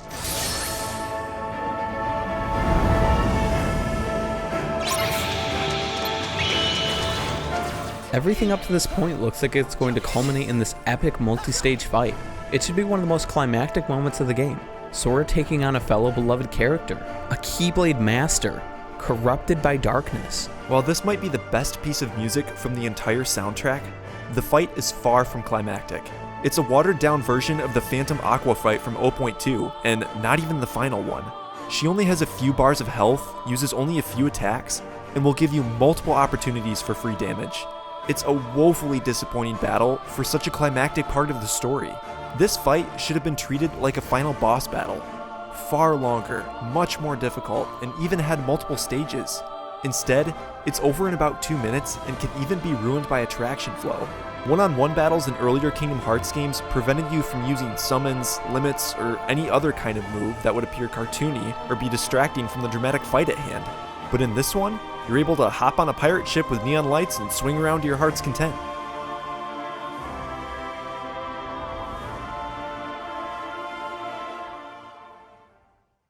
Once the fight's over, Aqua is magically free from the darkness and sinks back into the water until Sora reaches in and pulls her out. The moment and shot that were foreshadowed in 0.2 are recreated and it feels kinda empty. Aqua!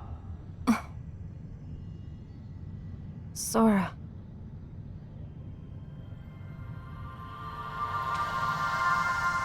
The scene of Aqua waking up on Destiny Islands is great though.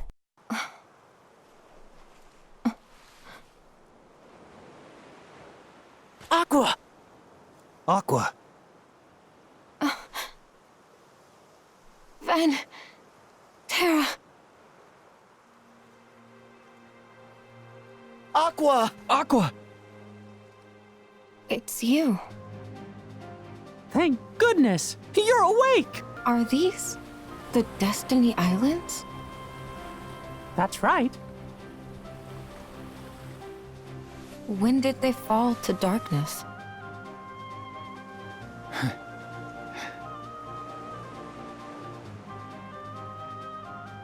You're in the realm of light.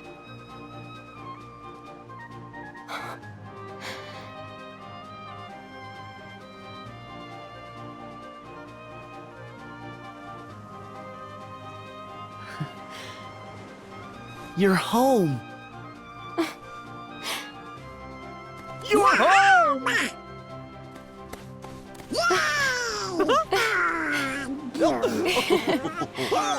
I was way too happy when watching this the first time. She deserves this. To be happy, to finally be able to rest. The overly simple boss battle and unexplained recovery from being corrupted by darkness ruined it for me. Having Aqua back from being trapped in her dark prison for over 10 years is fantastic, and bringing Ventus back is even closer than ever. But it's unfortunately another problem. It makes perfect sense that the first thing Aqua would want to do is wake up then. While I can't hold it against the game for moving this quickly all of a sudden, I was looking forward to exploring Castle Oblivion with Aqua rather than her unlocking it immediately upon arrival. And who else to be there for the waking of his brother but Vanitas? Aqua wants to show Sora, Donald, and Goofy that she's not weak, so she decides to have a one-on-one throwdown with Vanitas, which she somehow loses. Boy, do I hate the win in the gameplay losing the cutscene shtick. Looking through his still closed eyes, Ven watched as Aqua almost gets killed by Vanitas again, so he decided to talk to Sora. I have to wake up. Yes. Tell me what to do. The power of waking. I can't. I still don't have it yet. You never lost it. Apparently, Sora magically had the power of waking this whole time. Remind me again what we've been doing for the past 20 hours? Why didn't the near omniscient Yen Sid recognize this? There's hardly anything that he doesn't know in the Kingdom Hearts universe, but he couldn't see this? It's a really bad writing decision and makes you feel pretty cheated for spending the entire game supposedly looking for it. Anyway, Sora wakes up Ventus, who breaks the barrier like glass, and Vanitas decides to do the smart thing and runs away. Then as Ventus meets Sora, the boy who saved his life twice and where Ventus spent a lot of his life, they just decide to.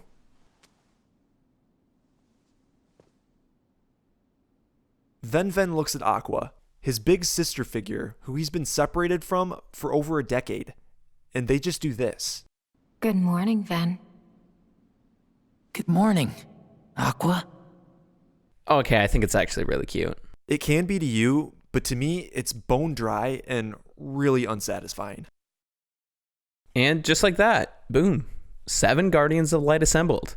And it took us what, an hour tops? It's a shame that all of our friends could not be here.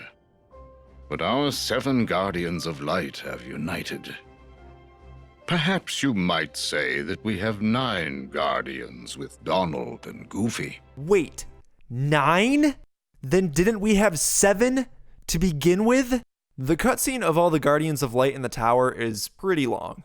It's not that bad, but it feels really dry when it's practically nothing but thank yous, I'm sorries, and it's okays for the first half.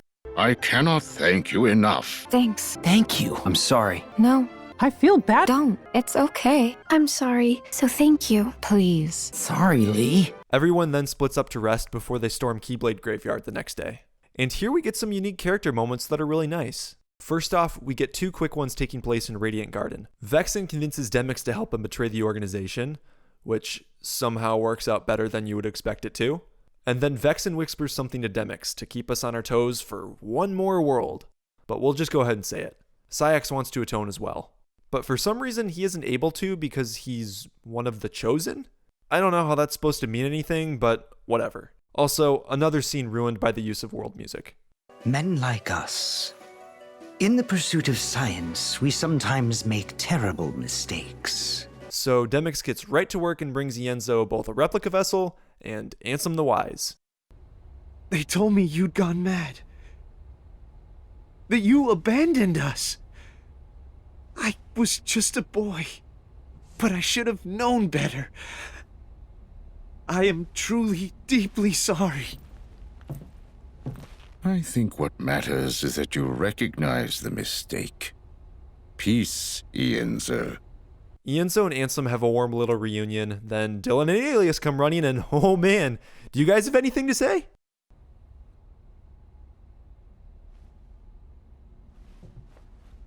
I wonder if they made a deal with Ursula or something. Next, we get a cute little cutscene with Ven and Aqua. It's short and to the point. They look up at the stars and then their wayfinders and think of everything they've been through. Nothing else of note, really. And now it's time for a regularly unscheduled visit with Pete Maleficent, who still can't find that darned box. She tries to explain that it doesn't exist now, and Pete whines about having his big moment, which apparently will happen soon enough. If you were expecting anything to really happen with these two, you came to the wrong game. As the end of the Dark Seeker saga, they really have no room left for any other villains. Onto some better characters. Here's Axel with too much ice cream. Yeah, he's just chilling on the clock tower eating ice cream, and then Saïx comes up and steals one. Hey! They talk about why they joined the organization, so we get a little more information on this girl who was never mentioned until this game. You know, the one Ansem Seeker of Darkness was looking for earlier but gave up on so easily. But surprise, surprise, they never figured anything out about what happened to her, and it's never brought up again. Saïx also never explains why he's still in the organization. Just saying he's one of the chosen isn't enough. Now we cut to Riku just chilling on the beach, being a loner. Or not being a loner?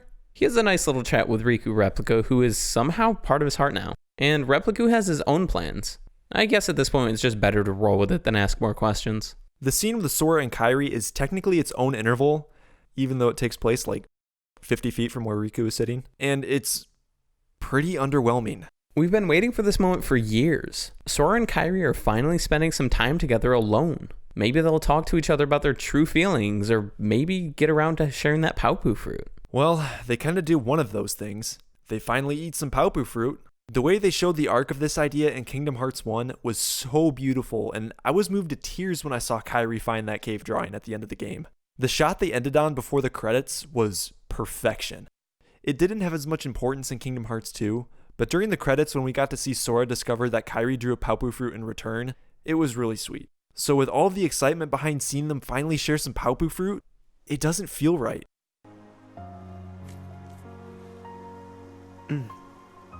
Kairi, I'll keep you safe.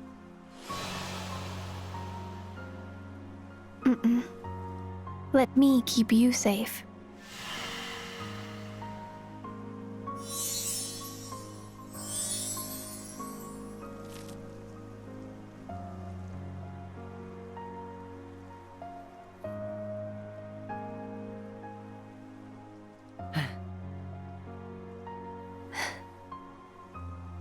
That's it. It's over with hardly any tension or emotion. I'd like to point out that they didn't even share a Paupu. The lore that we've known up to this point was how Riku put it in Kingdom Hearts 1. If two people share one, Their destinies become intertwined. They'll remain a part of each other's lives, no matter what. Come on, I know you want to try it. What are you talking? But here, there's some fan service showing Sora and Kairi at least pass one to each other, but I didn't find any emotional payoff here. Now, with all of that said and done, the time has come. The Keyblade War is finally upon us. It's time. The Keyblade Graveyard is up ahead.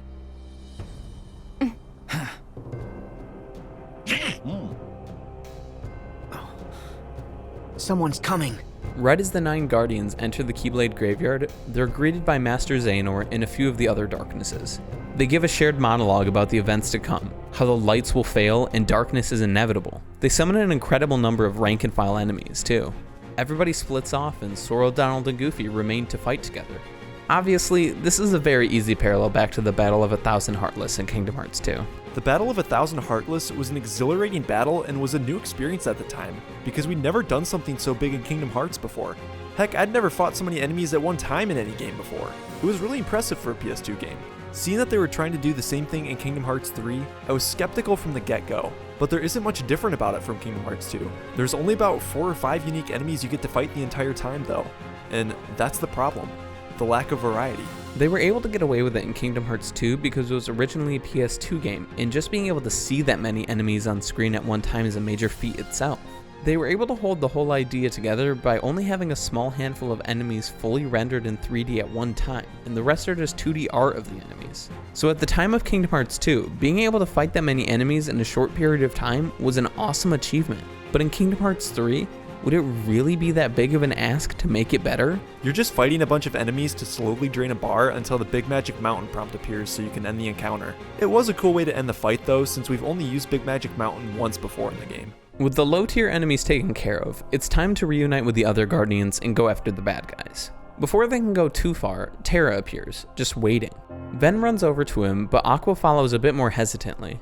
As the player, it's pretty easy to pick up on that it's not Terra, and Aqua quickly figures it out too. She shoves Ven back and calls out the imposter. I know that you're not him. Now let our friend go!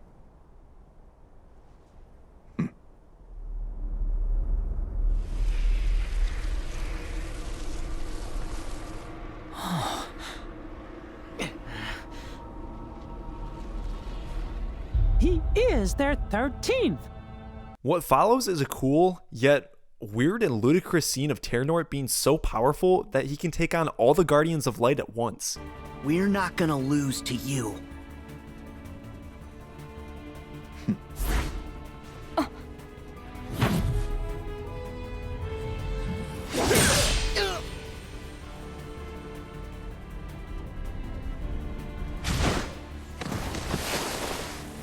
He knocks out Ven right away.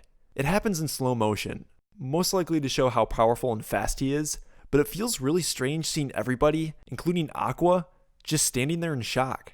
Then Sora charges him head on, but Terranort somehow stops his Keyblade and then blows Sora across the screen. We get a brief view of Terranort's raw strength. He goes for Kairi, but Axel steps in and gets thrown through a few boulders.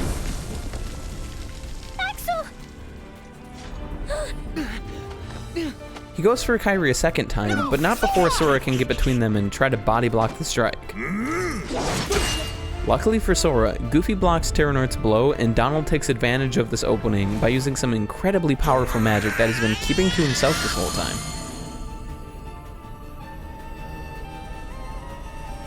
No! Donald! No!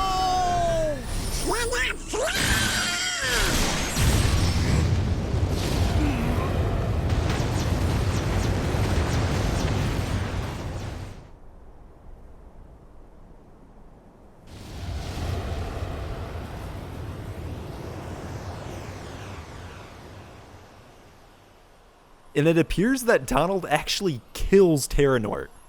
Donald passes out completely drained from the power he put into the spell.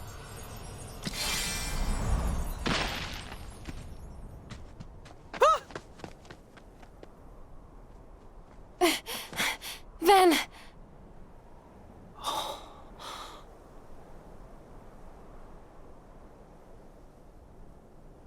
This can't be real. Sora stands frozen in shock until Riku talks some sense into him. Pull it together, Sora. We haven't lost them. They still have their hearts.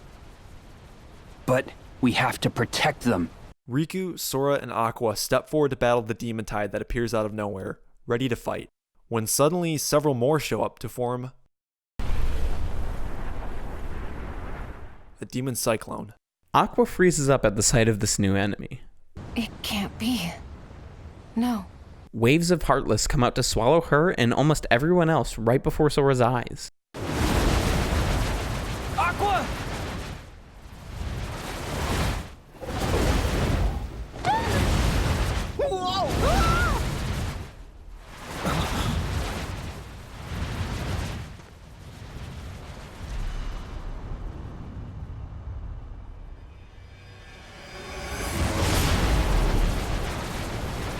Then, after watching Kairi get sucked up in the chaos, Sora uncharacteristically breaks down and cries that they've lost.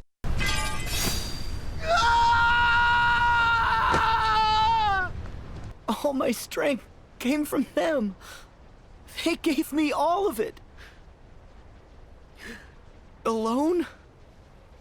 I'm worthless. Here, Riku gets to show up not just his physical strength, but his emotional fortitude.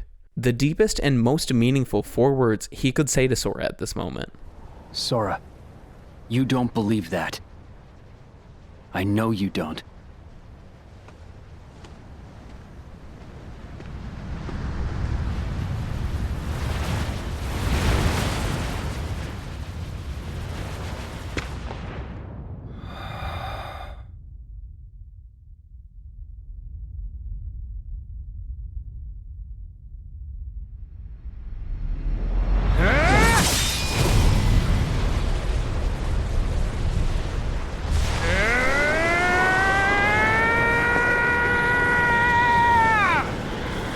But after a cool moment where he holds off a wave of Heartless with his Keyblade, unfortunately he gets swallowed up too. And then Sora right after. With all of our Guardians down, young Xehanort makes a final move against young Ericus in their chess game, proving that the Book of Prophecies was correct. The light expires.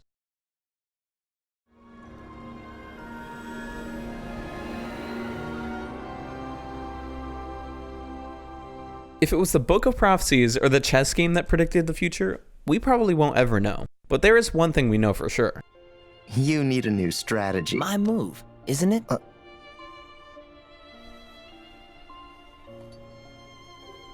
Huh? Ericus totally cheated. Xehanort had him at checkmate, and Ericus retreats as king to summon 7 new pieces, claiming that some light comes from the past. Either he's referencing something to do with Union Cross or the time travel that the 7 Guardians are about to do. Either way, it's not very clear. Meanwhile, Sora wakes up in a land of sea and sky with barely any form to his body. He then hears a voice out of nowhere and meets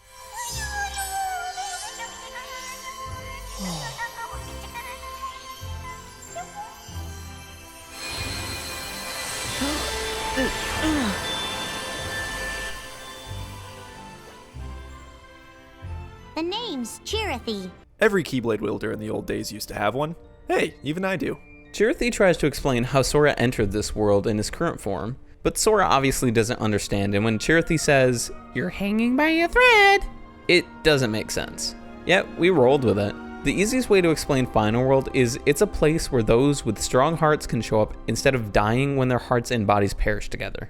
After Chirithy departs, Sora is free to go piece himself back together. Before we move on to the gameplay section of Final World, a quick note. There are a bunch of nameless stars here, each with something different to say. And if you're like me, you made sure to talk to all of them before moving on.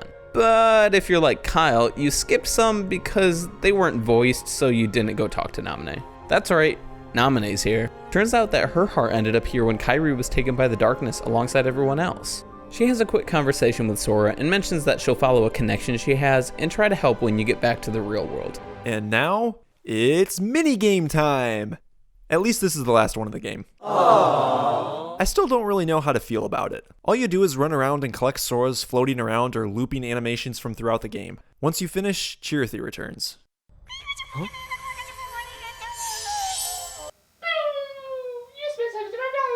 Stop.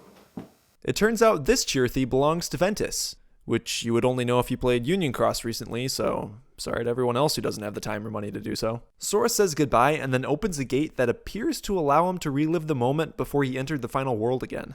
We're not really sure why, but after he gets swallowed by a demon cyclone again, he wakes up flying towards this light and crying out to Riku. The light takes him to Olympus, and apparently Jiminy's still here. Jiminy! You're okay! Well, okay might be a stretch, but what are we waiting for? We need to find the others! If you haven't noticed by now, the only time Jiminy ever appears in this game or in any other is if it's convenient for the plot or Sora needs someone to talk to. This next section is really just one long drawn out boss fight continuing throughout all the Disney worlds for a few minutes each. The Lich is holding the heart of a different character hostage in each world. Once you fight it for long enough, it releases the heart and moves on to the next world, and then Sora goes through a little drop sequence to get to the next world too. Visiting empty Disney worlds from earlier with Dive to the Heart playing as you fight a bunch of Heartless is a lot like what you had to do in the end of the world in Kingdom Hearts 1, which was cool. It kinda takes a while, but I didn't mind all that much. After traveling to all the worlds, young Xehanort shows up to reprimand Sora for abusing the power of waking, and even goes as far as explaining what it's supposed to be used for. What do you think the power of waking is? It's for traversing hearts to reach worlds, not for traversing worlds to reach hearts.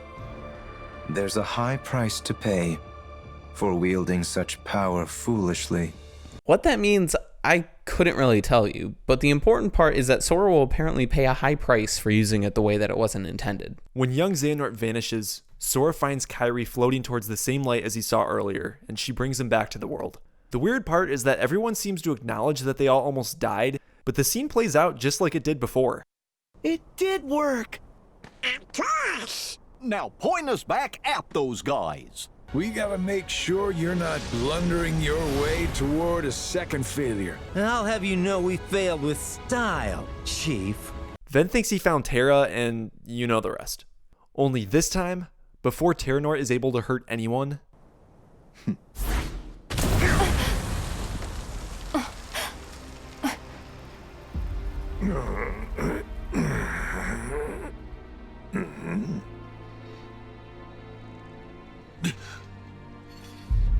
Lingering Will appears. And this scene where they face off is pretty satisfying to watch. Some of those crazy moves Lingering Will used on Sora in Kingdom Hearts 2 Final Mix, he uses on Terranort here.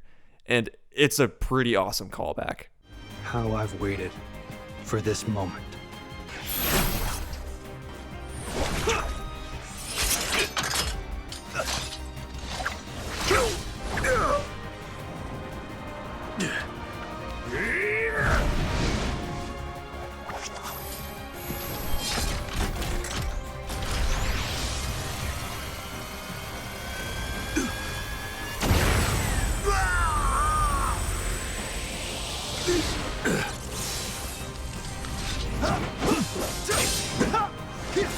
The fight is cut short for Demon Tide's revenge. What is this, the third or fourth time already? Yet again, you're in a party with Donald and Goofy to take it out. You win, but it doesn't matter because the Demon Cyclone reforms. This time, Sora isn't afraid to face it and charges head on. Before he can land a blow, he sees a bright light and meets another character from Union Cross, Ephemer. Now, say what you want about the part that follows, but this is pretty magical.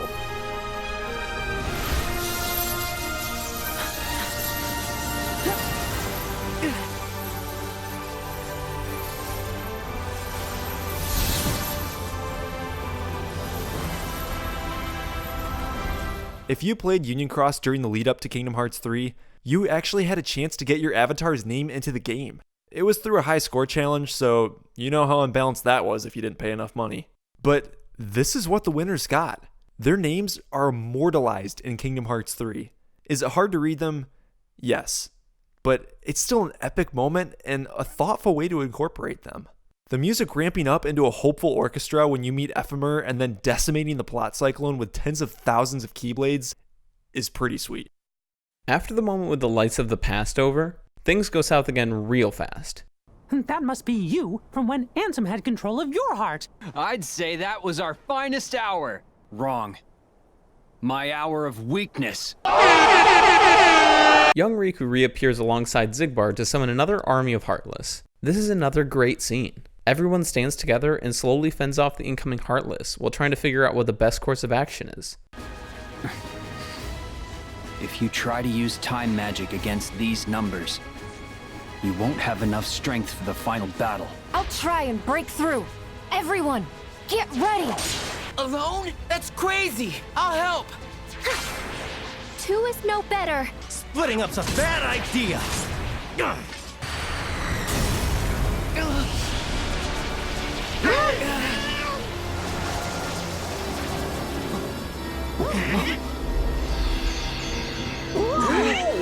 But suddenly, Yen Sid appears, having left his chair for the first time in the entire series, and pulls a Moses against the Sea of Heartless.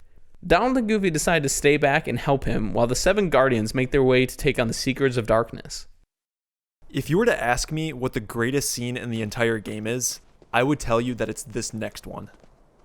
At long last, the 7 Guardians of Light meet face to face with the 13 Seekers of Darkness, and it sends a chill down your spine.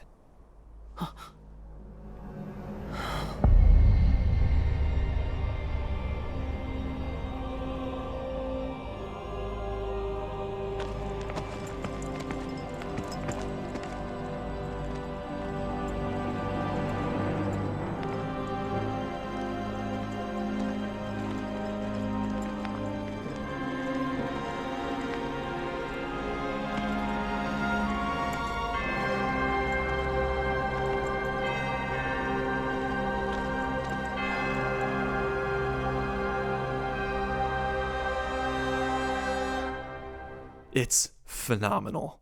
But what happens at the end of this scene just about ruins it. Now we forge it. The ultimate key. The Keyblade.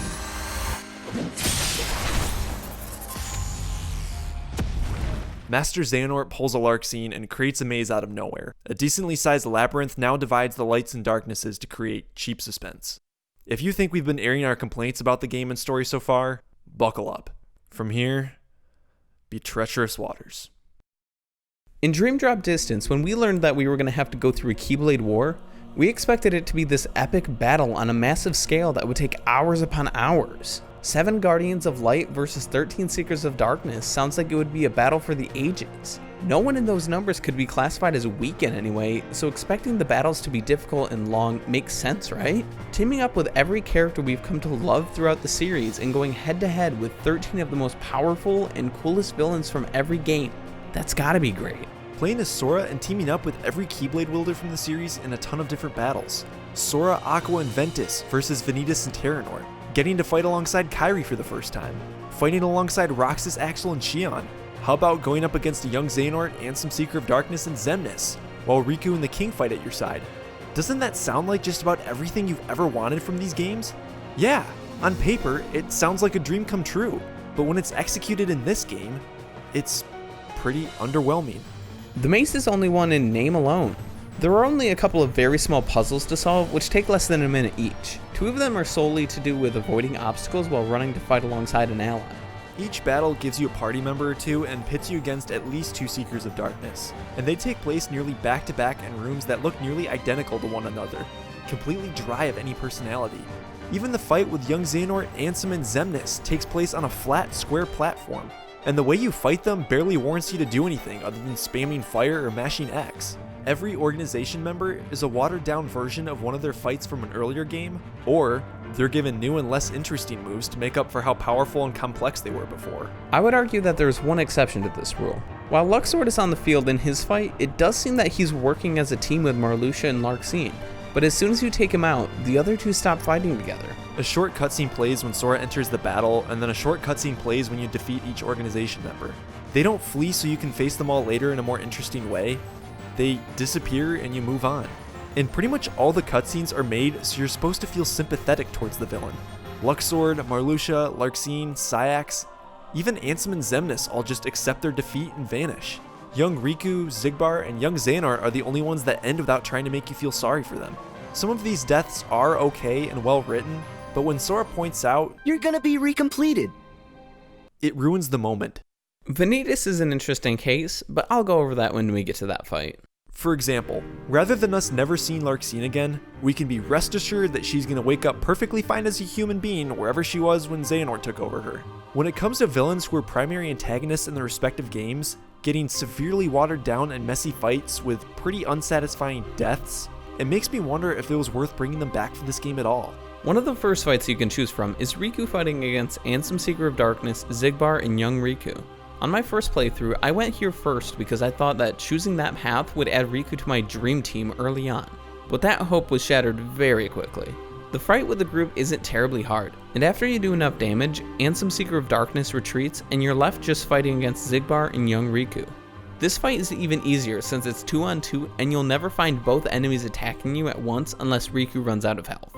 Xigbar's death scene is somewhat interesting since he reveals the whole reason he was going along with Xehanort's plan. Turns out he wanted to be a Keyblade wielder and Xehanort promised to bequeath No Name to him.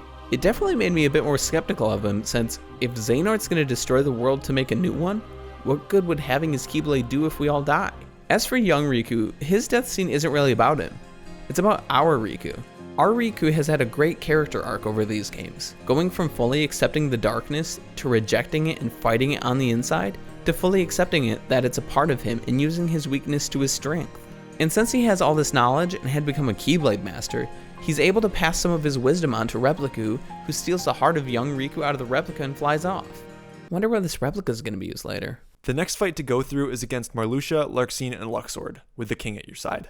These death cutscenes mostly relate back to Union Cross since we saw the somebodies of Larxene and Marluxia just before this game came out. The only big thing of note here is that Luxord gives Sora a wild card right before being recompleted, and Nomura said that this will play a role soon.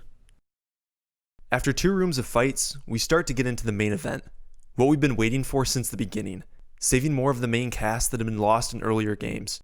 Remember this part of Blank Points, where we learned this about Sora? In fact, I would like to believe.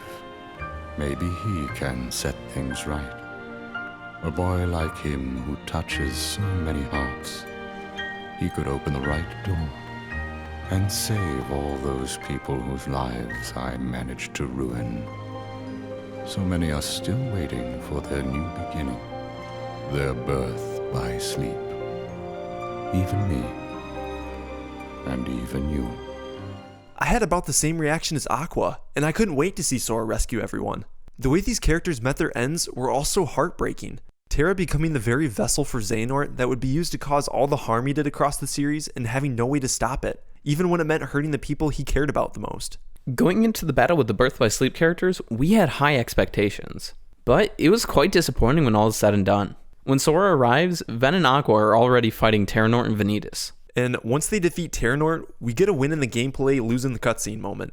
Everything begins really well. Terra's looking like he's responding to Aqua and Ven both being there. Aqua... Ven... Terra, please! Come back! Terra! Terra! Your friends are here!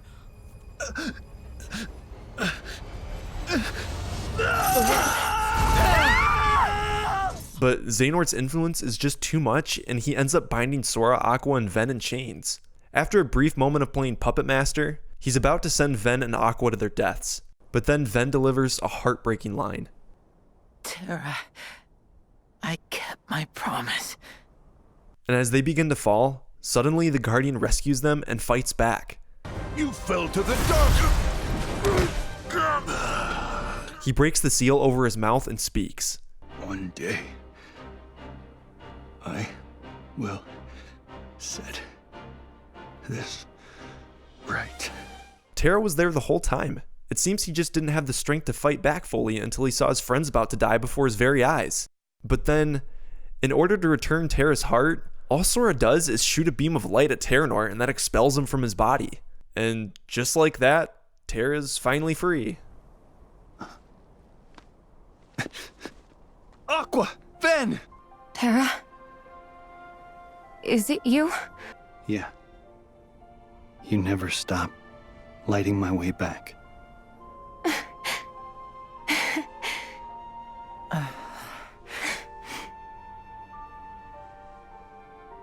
You're here. I heard you too, Ven. You found me, just like you promised.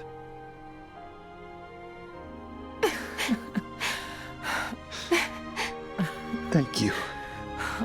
The reunion he has with Aqua and Ventus is really sweet, but it isn't given anywhere near enough time to fully appreciate the moment. I have the least amount of problems with this one, but the two biggest issues with the scene are that we know Terra's coming back. I mean, we've gotten used to how these boss rushes are playing out. Sora runs in, defeats the bad guys, and a cutscene plays where the villain is finally defeated. And the second problem is that it doesn't really make sense how Sora brings Terra's heart back.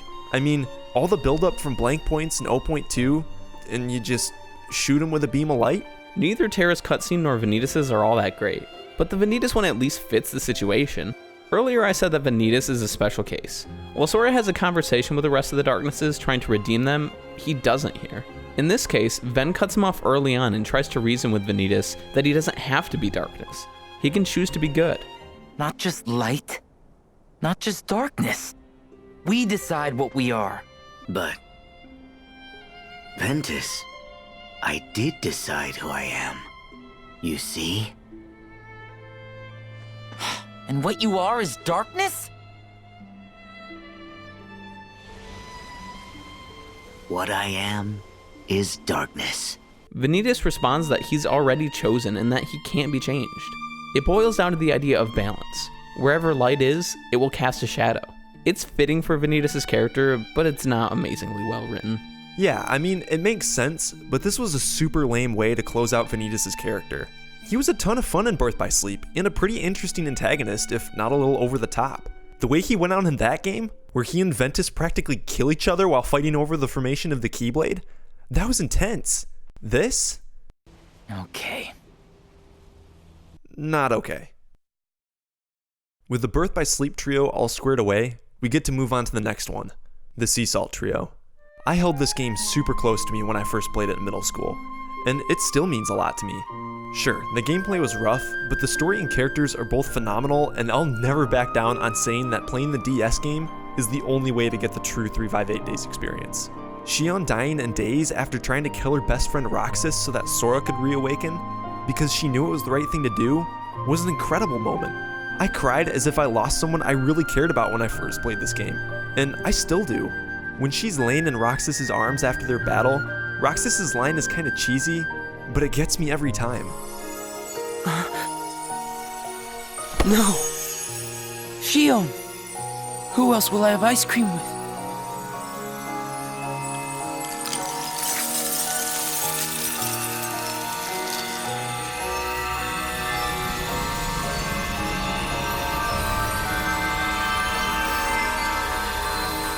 People who don't understand this mock it for being a stupid line, but I understand this because Roxas doesn't know what friendship is, and the only thing that makes him feel like he does is by having ice cream with her and Axel.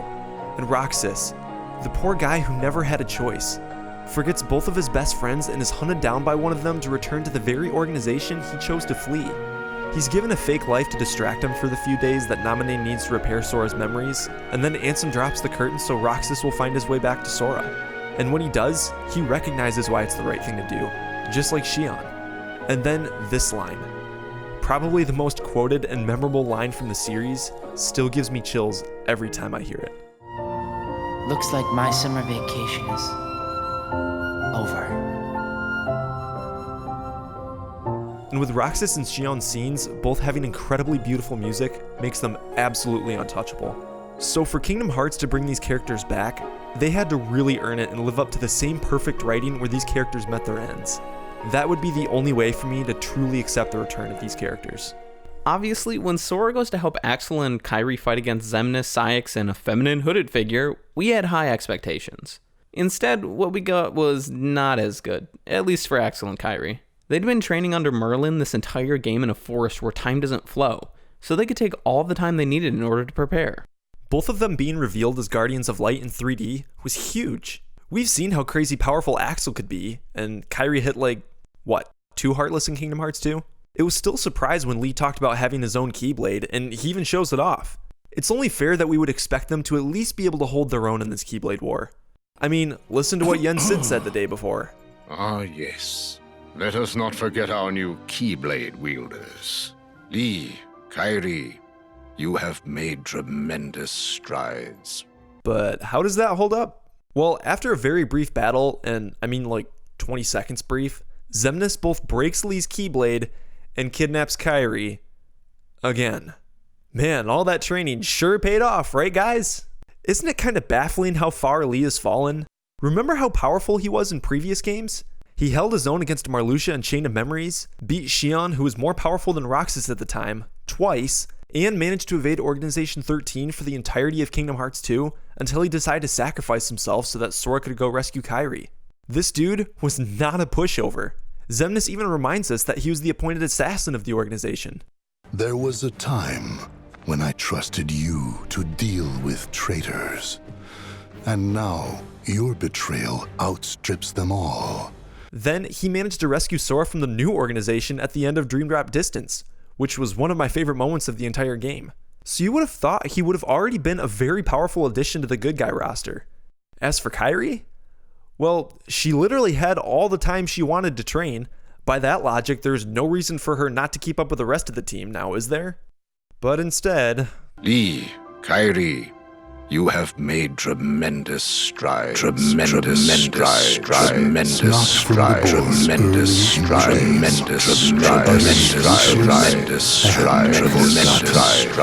By the way, here we go again with the Keyblades breaking. Your Keyblade is no more. And still you think you can play at being a guardian of light? You sure about that, Xemnas?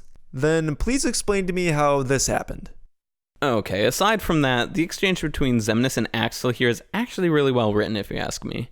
Axel gives himself a pep talk of sorts, and Xemnas responds showing that he was never really a fully fledged member of the organization, only for Axel to lose quickly without even landing a single strike. All this is happening while Saïx is in his berserk state, so Xemnas starts to do exactly what he did to Sora and Riku at the end of Kingdom Hearts 2. I thought this was some really cool imagery, especially since we already knew that Saïx wanted to be on their side, but couldn't for whatever reason. Xemnas is literally torturing Saïx's friend right in front of him. Yeah, it gives me some Return of the Jedi vibes, but it seems Saïx isn't able to control himself while he's in this state. But before Xemnas can deliver the final blow... I will purge that light in you with darkness.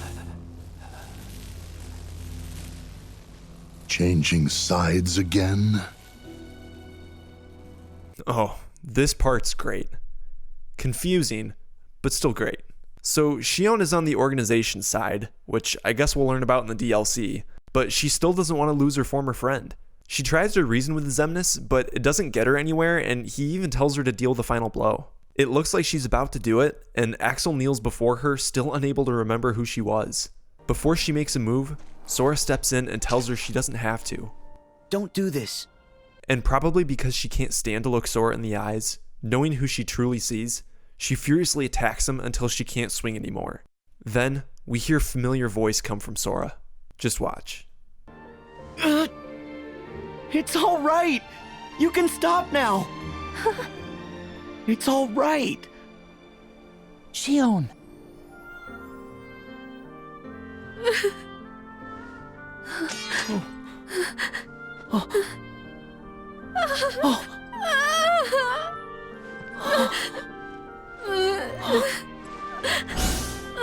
Useless puppet.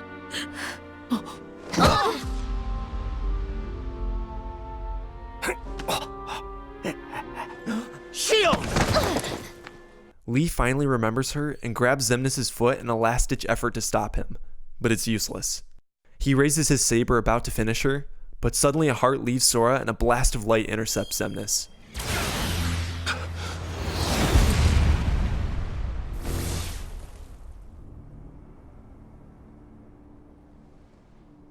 Hands off my friends.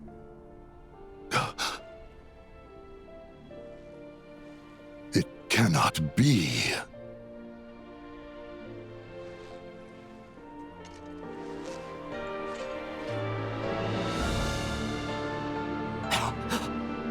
Roxas! My turn. Roxas is back. He explains that he had received a vessel, and Xion and Axel being in danger gave him the emotional spark he needed to return. Clearly outmatched, Xemnas vanishes, taking Kairi with him, leaving Roxas, Sora, and Xion to take on Saïx. A fight you would have to go out of your way to lose, by the way. After they win, Sayax has a moment where he tries to explain his story with the organization to Axel, and it's fine, I guess. I still think it's kind of lame that he wanted to atone all along in this game, because this moment at the end of Dream Drop Distance was pretty awesome.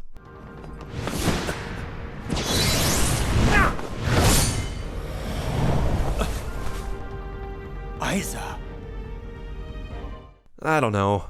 This also seemed like kind of a last minute thing on the writer's part. I think it would have been better if Sayax felt some sort of abandonment by Xemnas during the Keyblade War, and then he and Lee finally patch things up while he fades away.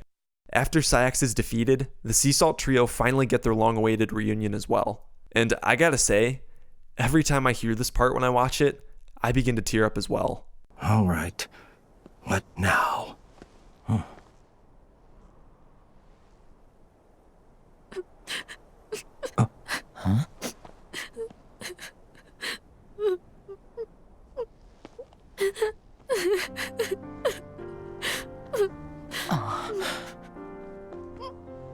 Guess I should have brought some ice cream.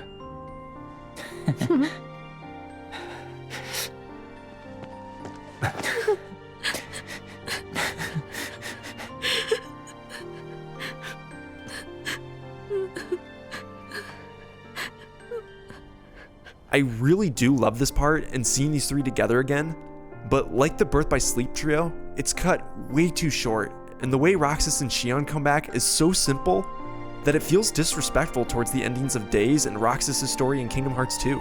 There was hardly any build up to this at all, really, and what did Sora even have to do with this? Sure, he hung onto Roxas' heart, but he really wasn't the reason that Roxas made it back. In fact, he kinda gave up on Roxas while goofing off in the Disney worlds. Sora was only in the right place at the right time. As for Xion, we don't even find out how she returned. Apparently we'll find out in the DLC, but when her heart was inside Sora's, I don't know how they would have managed to pull it out without him knowing. He did pass out in like every Disney World though, so it might have happened during one of those deals.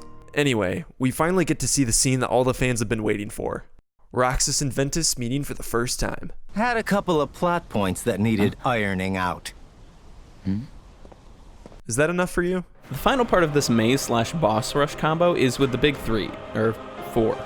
All the Xehanorts that have been the main villains throughout the series are now here in one place. And now, it's time to team up with Riku and the King to defeat them and save Kairi. These three were each the final bosses of the games they debuted in, and each of those fights were done really well. Ansem and Xemnas even reappeared in Dream Drop Distance and had fights in that game too, and those were still better than here.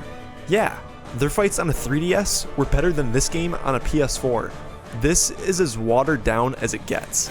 They only have a few moves each, practically none of them from the old fights carried over, and only one of them will target Sora at a time if Riku and Mickey are conscious. And unlike in earlier games where you had to learn their patterns in order to beat them, you can do what you've done to win every other battle so far in this game. Mash X or spam fire, and that's all. It's the messiest of all the battles in Keyblade Graveyard, and the only difference really is that it takes a little longer since these have more health than the rest. When Ansem's defeated, he has a little heart-to-heart with Riku. He admits to Riku that his strength is vaster than the darkness, and he's never stood a chance at getting Riku to dive back into the darkness.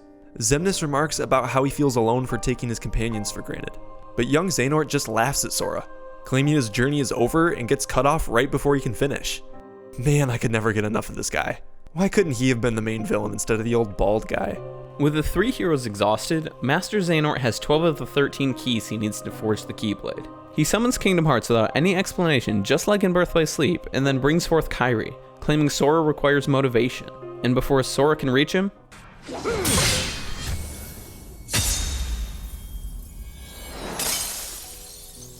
it happened so fast that it's a bit hard to process. Neither of us believed that Kairi was gone for good when this happened. I mean, look at the way she disappeared. No character has ever perished before like this in the series. Xion looked pretty close, but they still don't look quite the same. Normally, we would see a heart leave their body, but here? Then Sora and Riku both make a really lazy attempt to try and attack Xehanort, but it plays out as exactly as you'd expect. Why her?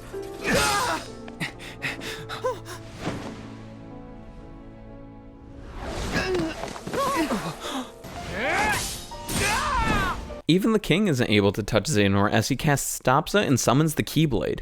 Without anyone to intervene, Master Xehanort unlocks Kingdom Hearts and taints it with darkness, causing flames of dark energy to reign over the Keyblade Graveyard. That's when everybody else catches up. Donald, Goofy, and the two trios. Once Riku and the King unfreeze from Xehanort's spell that clashed with Mickey's Ultima, they both come up with this plan out of nowhere and act like it wasn't that hard to figure out. It's Xehanort. During the Mark of Mastery exam, we learned that he can transcend space and time. He's a portal, and we can use that to trap him. But it won't be easy. What? The King asks Riku and Mickey, the two Keyblade Masters, to come with him to defeat Xehanort, but Sora steps up to do it instead, insisting that Kingdom Hearts is a much bigger threat. Everybody agrees, and as he begins to walk towards the pillar ready to face Xehanort, we get this.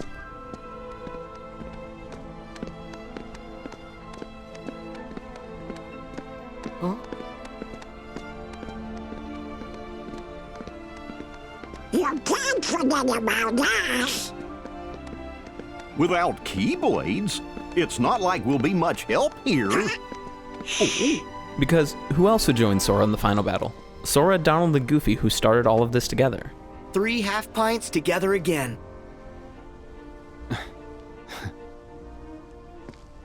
Let's move. The darkness is spreading. All of the Keyblade wielders raise their Keyblades, stalling Kingdom Hearts and trapping Master Xehanort. Then Sora, Donald, and Goofy step forward to face the final battle.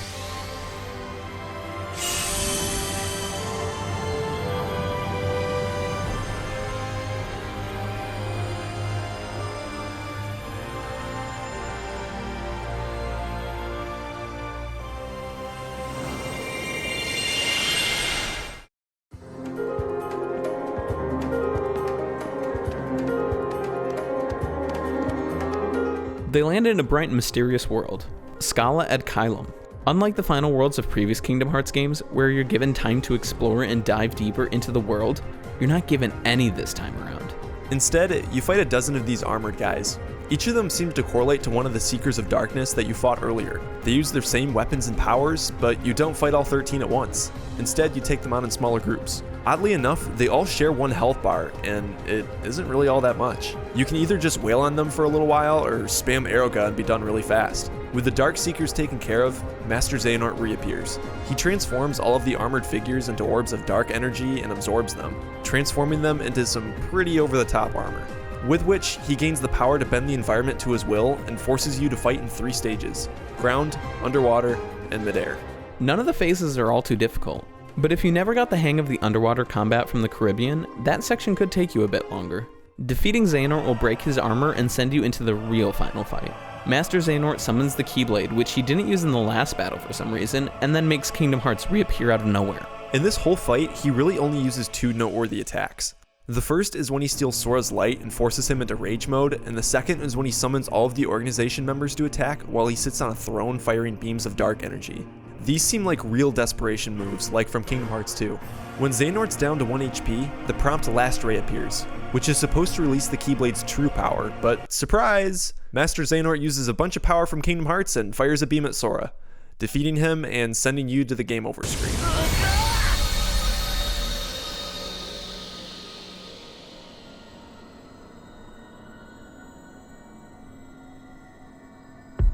This moment is pretty cool though, and a thoughtful way to recognize one of the series' consistent elements. If you played the game on PS4, then you got a cool use of the DualShock speaker that's embedded in the controller. Donald and Goofy call out to Sora. After his heart beats a couple of times, the Trinity prompt will appear, and Sora will return with the help of Donald and Goofy. Together, they overpower Master Xehanort's beam of energy and end the fight.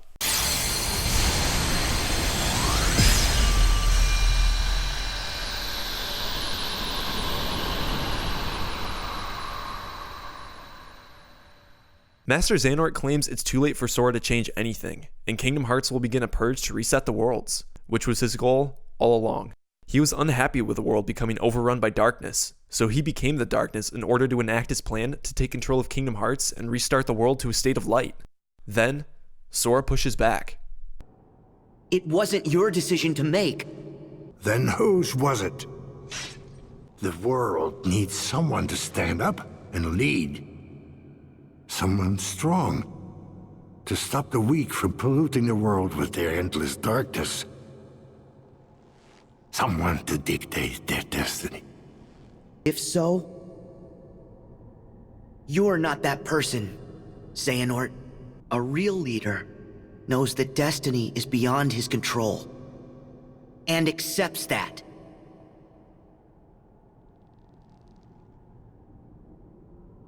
Suddenly, a gate appears, and the rest of the Guardians of Light make their way through. Terra steps forth to confront Master Xehanort, but rather than him saying anything... There's more to light than meets the eye. As I told you. You sly fox. Someone else has set foot in your heart. Ericus, you sly fox.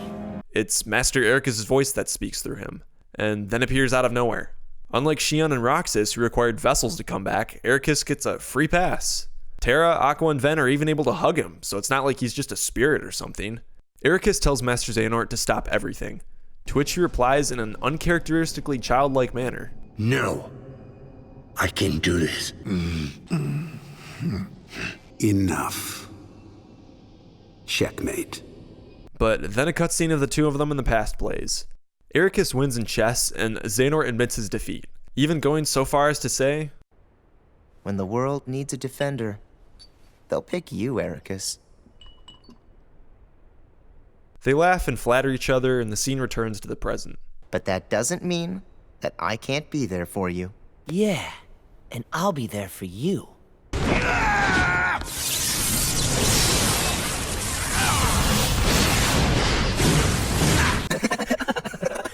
Xehanort glances at Ericus and knows exactly what he has to do.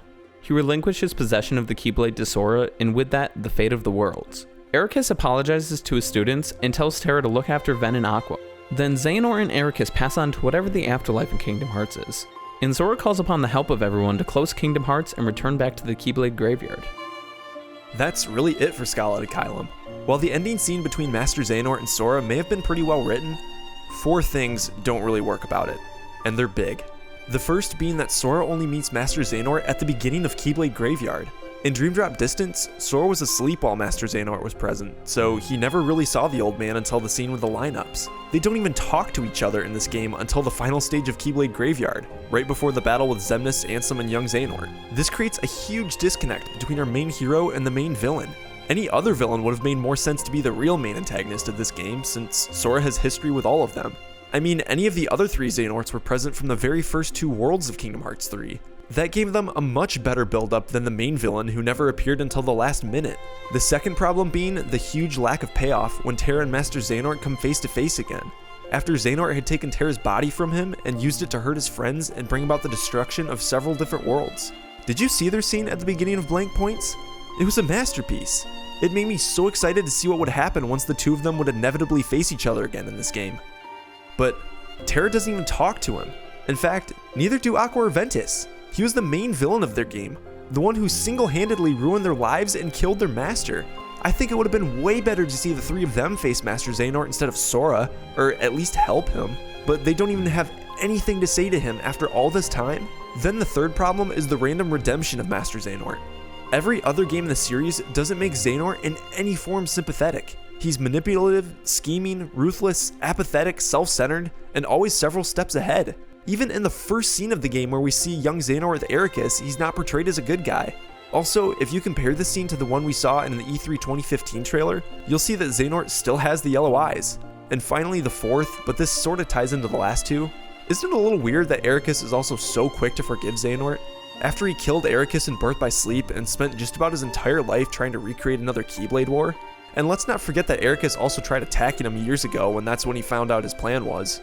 I generally enjoy the sympathetic villain routine, but it's not done well here. In Kingdom Hearts 2, when Riku and Sora are sitting on the shore in the Realm of Darkness, they talk about how the Realm of Light is safe. So to create balance, they could save the Realm of Darkness. Be the darkness. The type of bad guy who sees an injustice or something that could be done better and wants to make it better by allowing everyone to hate them can be done very well. Making a last-ditch effort to redeem this villain who would ruin the lives of every good character in the series, who even struck Kairi down like 30 minutes before this part, just changes his mind on a dime, gives Sora the Keyblade, and floats away with his old pal. He doesn't even apologize for what he did or try to help them figure out a way to fix anything. It doesn't feel at all rewarding for a concluding scene. Remember these?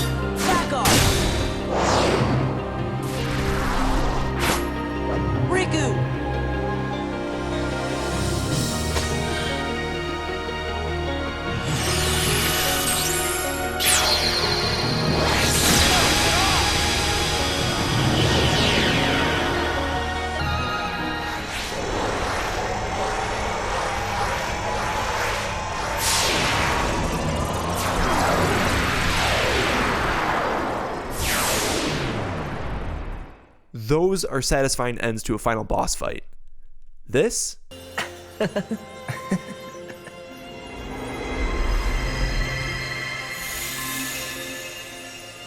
is not. Once everyone makes it back to the other side, the cutscenes become pre-rendered again. The sign that we've made it to the end. Everybody seems pretty happy that it's over, but Sora knows what needs to happen next. Riku suggests that they go talk to Yen Sid to figure out how to get Kairi back, but Sora turns him down and says that he needs to go find her alone. My whole journey began the day I lost her.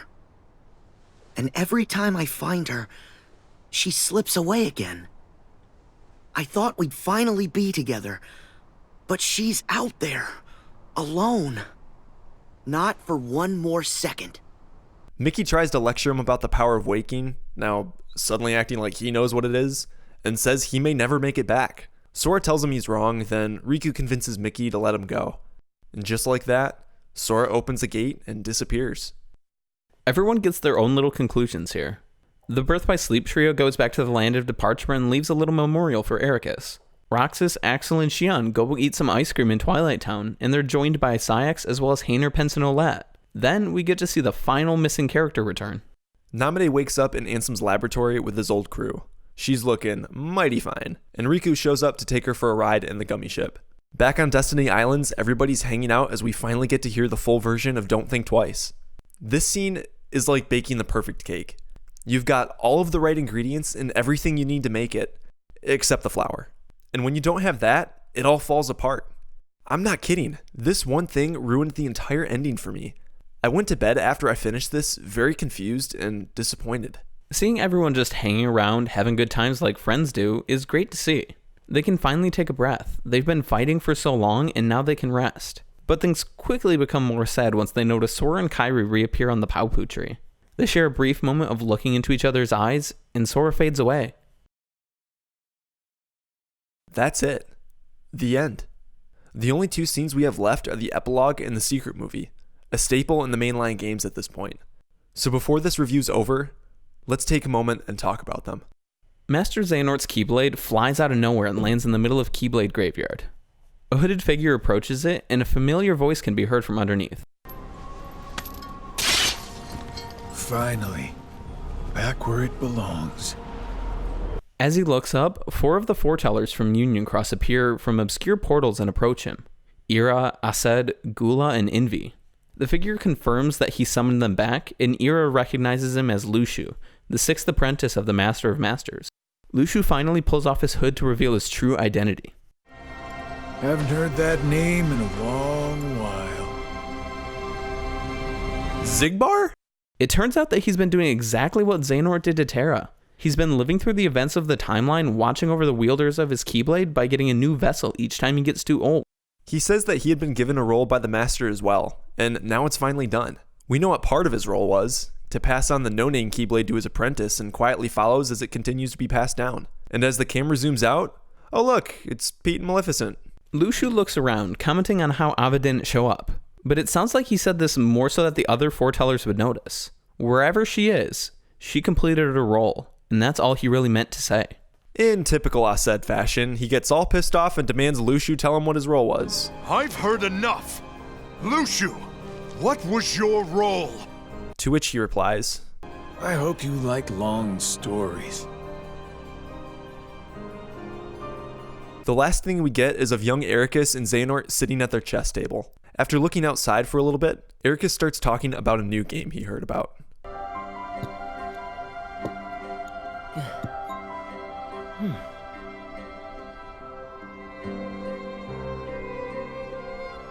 7 black pieces, and? Just watch. And that's it. A tease of Master of Masters and his 6 apprentices being the antagonists of the next Kingdom Hearts series, with Sora's inevitable return. If you thought the last scene brought up more questions than it answered, this next scene is even worse. And by worse, I mean it's just as amazing, if not better. It's a wonderfully directed scene of Sora and Riku waking up in a modern-day city. But not just any city. It looks like Shibuya. To be clear, Shibuya from Twilight, because it's the 104 building, and in the real world Shibuya, it has the numbers 109. Oh, baby, are we going to see the Twilight cast again? Oh. An awesome rendition of another side plays as we get a bunch of crazy shots of the city that ends with Sora standing in the middle of the scramble crossing. Then it cuts to black.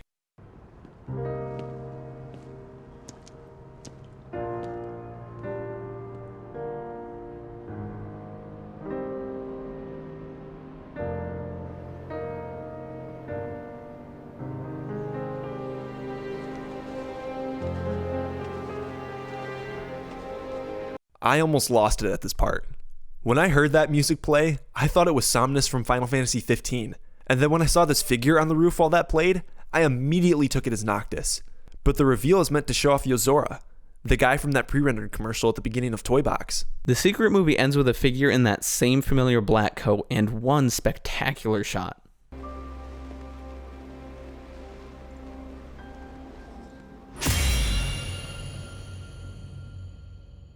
It's a very clear message. For better or worse, the Master of Masters is back.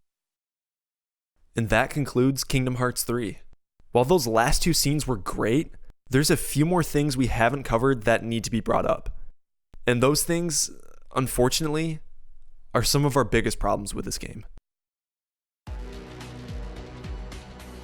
While it's been a normal thing for one game's secret movie to tease the next game in the series, Kingdom Hearts 3 did it in many more places than just at the end.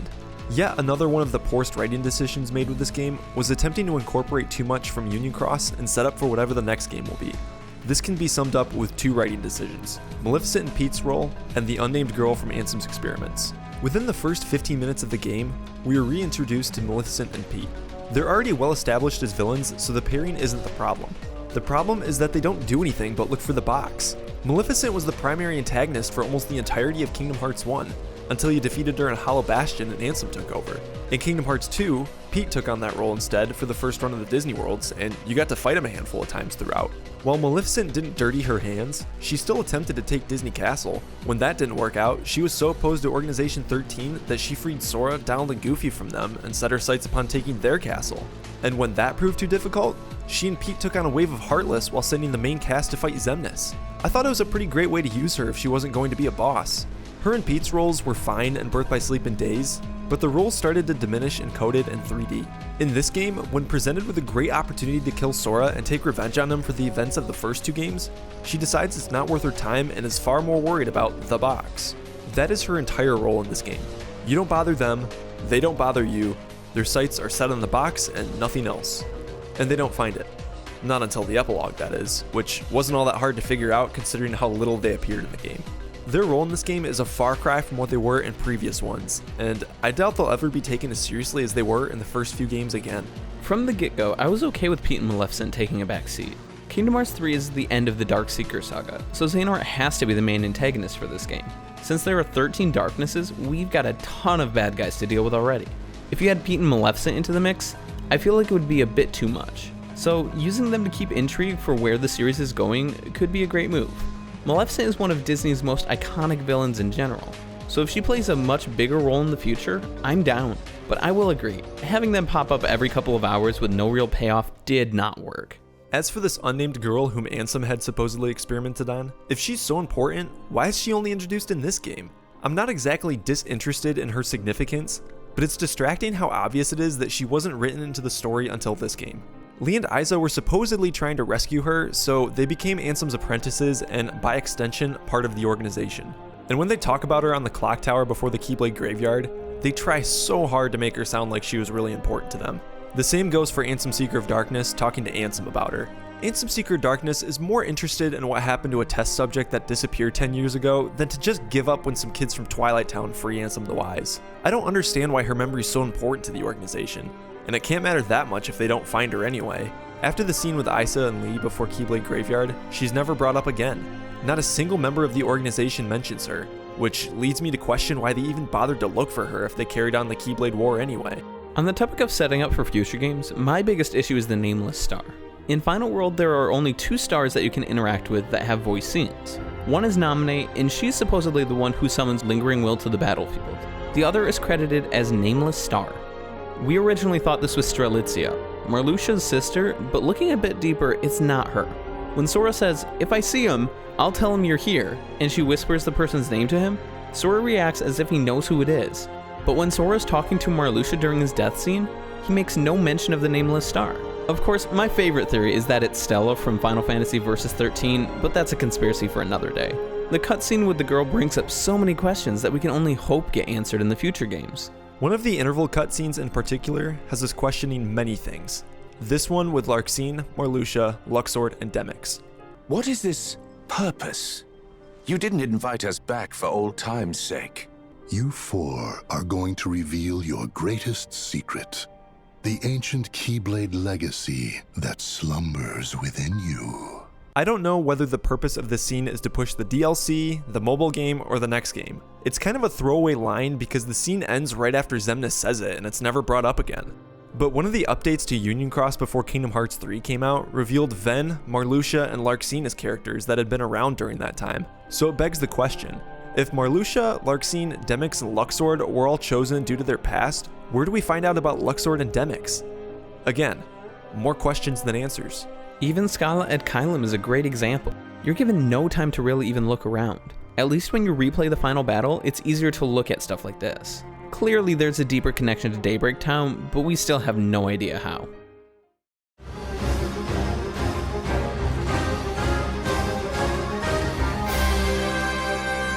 Definitely one of our biggest complaints with the game has to do with the marketing.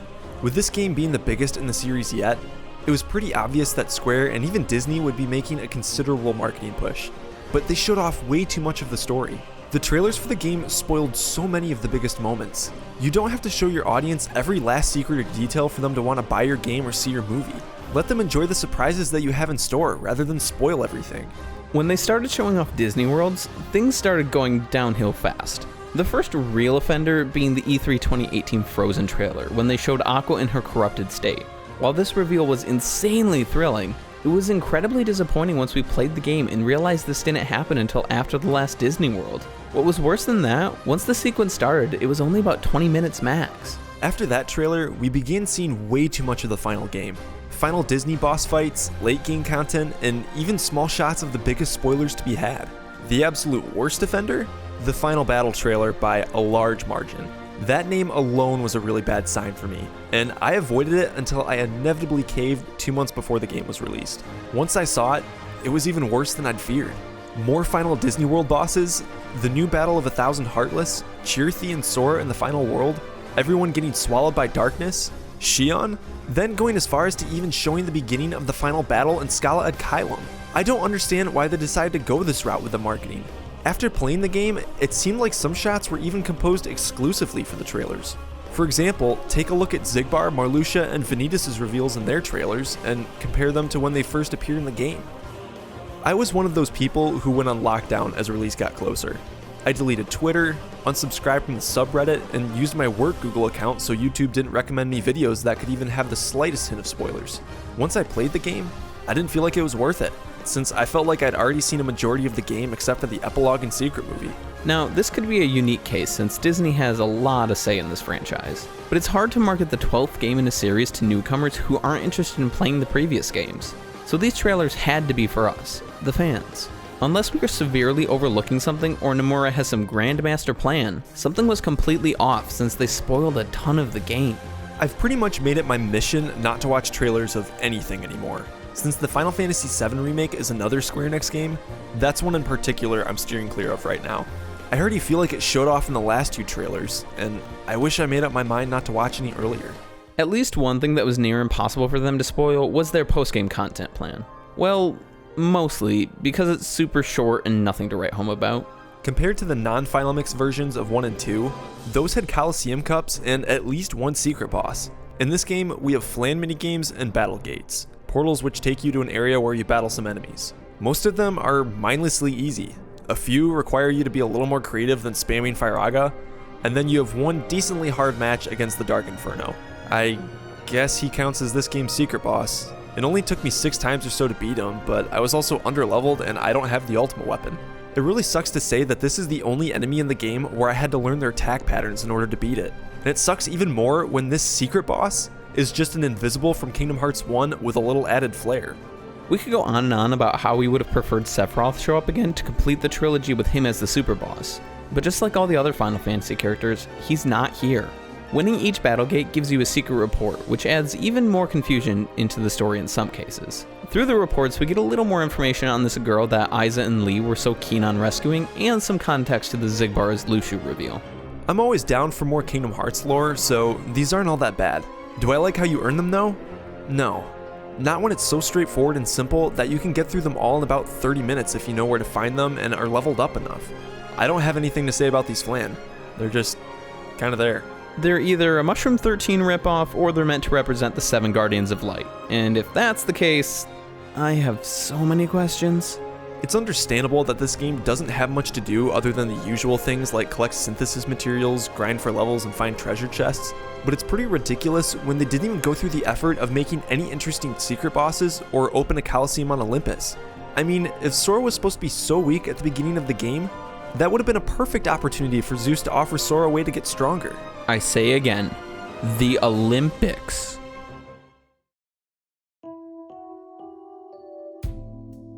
Kingdom Hearts 3 made so many decisions in marketing, gameplay, and writing that brought me disappointment.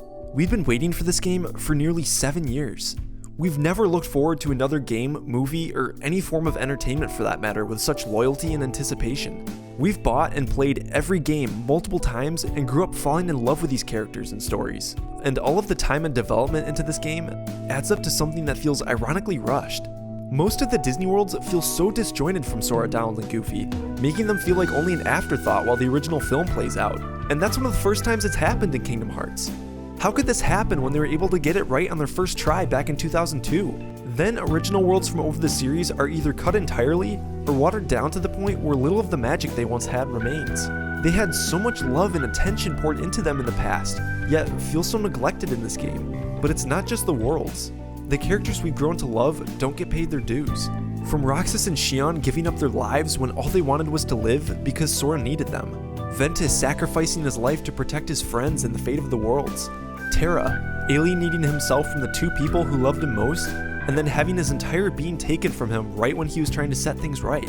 And Aqua doing everything she can to keep the last 2 important people in her life safe while dooming herself to a life wandering an endless hellscape.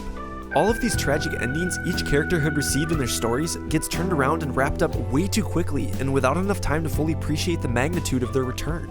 And the others we've been with from the beginning either get minimal growth to their characters or none at all when previous games had done so much more for them. And finally, the villains. Each one is a familiar face brought back either practically or too easily.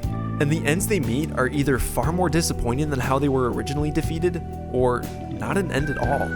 The amount of intensity and careful writing this game needed it in order to be the ultimate payoff to the Xehanort saga simply wasn't met. And it's a real shame at how this final chapter came to an end. Kingdom Hearts 3 just wasn't the game we were hoping it would be. But you know what? Nothing's changed how I feel about this series. Regardless of the areas where this game went wrong, I still love it. Seeing Sora, Donald, and Goofy together again on another adventure, meeting familiar characters in brand new worlds, seeing this all in its modern graphical glory is something I've been waiting to see for a long time. The times when this game hits those notes of sweet nostalgia, or when those beautifully directed scenes or character interactions we've been waiting on for so long, it's good. It's so good. The game was far from perfect, but I still love it for what it is. After I played through it the first time, the secret ending wasn't live yet, so I just had the epilogue to look to. I was pretty disappointed in the whole experience, but after the secret ending in critical mode came out, I dove back in. Replaying the game just that second time gave me a much deeper appreciation for it. The little hints that were dropped along the way all make sense after finishing the game. Even playing through it again for the recording, it's become a much better game in my eyes. Sure, it has a ton of flaws, and I'm not a huge fan of the ending, but it's still part of Kingdom Hearts, and I love it for what it is. I've remained loyal to Kingdom Hearts since I was a kid. Even when the pressure of growing up and taking on the responsibilities of an adult became real, I wasn't going to let go of the series that had influenced such an important part of who I was. When there were times when it felt like all I had to look forward to was the release of the game, I held on to that. It gave me hope that I'd be able to re-experience the magic and joy that these games brought to me throughout my life. And there's no way I could live up to all of that, and I have to acknowledge that reality. I may not love every little detail about this game, but when they get something right, I won't hesitate to praise them for it. And I have. I wouldn't be a true fan if I couldn't stick with this series through its highs and lows. That's what having an undying love means. Kingdom Hearts will always hold a special place in our hearts. I still remember when I was first introduced to the series. I was at a family Christmas party and my cousin was playing Kingdom Hearts 2. He was fighting against Xemnas at Memory's skyscraper and my uncle said, "That's not fair, he has 2 lightsabers and you just have a little key." I then saved up in order to buy the game on my own. I specifically remember going to Toys R Us a couple weeks later and seeing Chain of Memories and begging my parents to let me use the money I'd been saving up to buy the game. Kingdom Hearts has been a point of connection for me and a couple of really close friends. Heck, the rendition of One-Winged Angel from Kingdom Hearts 2 is part of the story of how Kyle and I became friends. Wherever this series goes, I'm on board.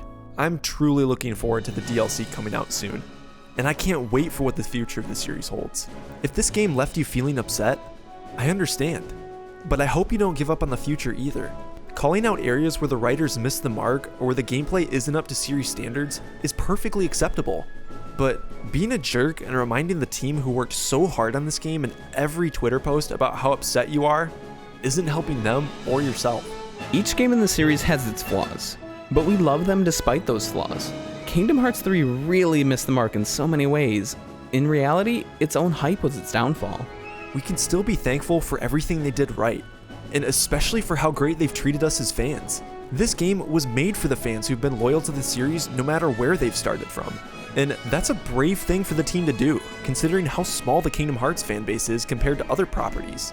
Tetsuya Nomura, Tai Yasue, Yoko Shimomura, and everyone who's worked so hard on these games, they're all so talented in what they do. I'm so grateful to them for creating something that's become so special to me. Kingdom Hearts is wonderfully unique and creative, and that's why these games have always shone brighter than any other in my eyes. I've gained a whole new level of appreciation for Kingdom Hearts 3 after going through it again. And I'm so glad that Ty and I went through all of this work to help us recognize that there was so much more to this game than when we first experienced it. Through highs and lows, if Kingdom Hearts has ever taught us anything, it's that the journey is not always the best part. It's the bonds you make along the way. The friends, the memories, the emotions of it all. The good and the bad. It's a part of our experience with the series and with Kingdom Hearts 3. So if you hated it or think it's the best game in the series, let it be your own. Because we know one thing for certain. Kingdom Hearts will continue, and we'll be there, ready as always.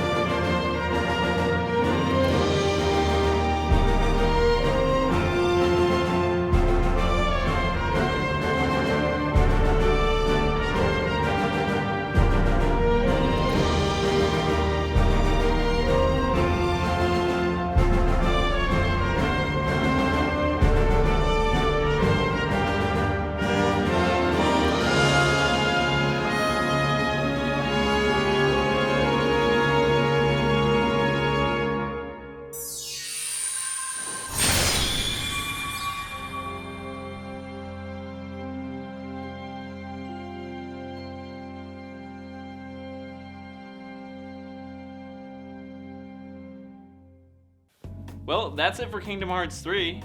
It kind of ended on a sour note and then really hit 2 extraordinarily high notes at the end. Yeah. No, the epilogue and secret movie were definitely some of the best parts of this game. Phenomenal. The choreography of the entire scene, the writing was even really good, which... Oh, yeah. Say what you want about Kingdom Hearts 3 visually, the writing is very off, especially in the Disney worlds most of the time. Yeah. But these 2 ending scenes were just so good. So good. Yeah, and, a lot of stuff they did in Keyblade Graveyard, I mean, even given the things that weren't, didn't really live up to our expectations or didn't really happen the way we wanted it to, they still were written pretty well in general.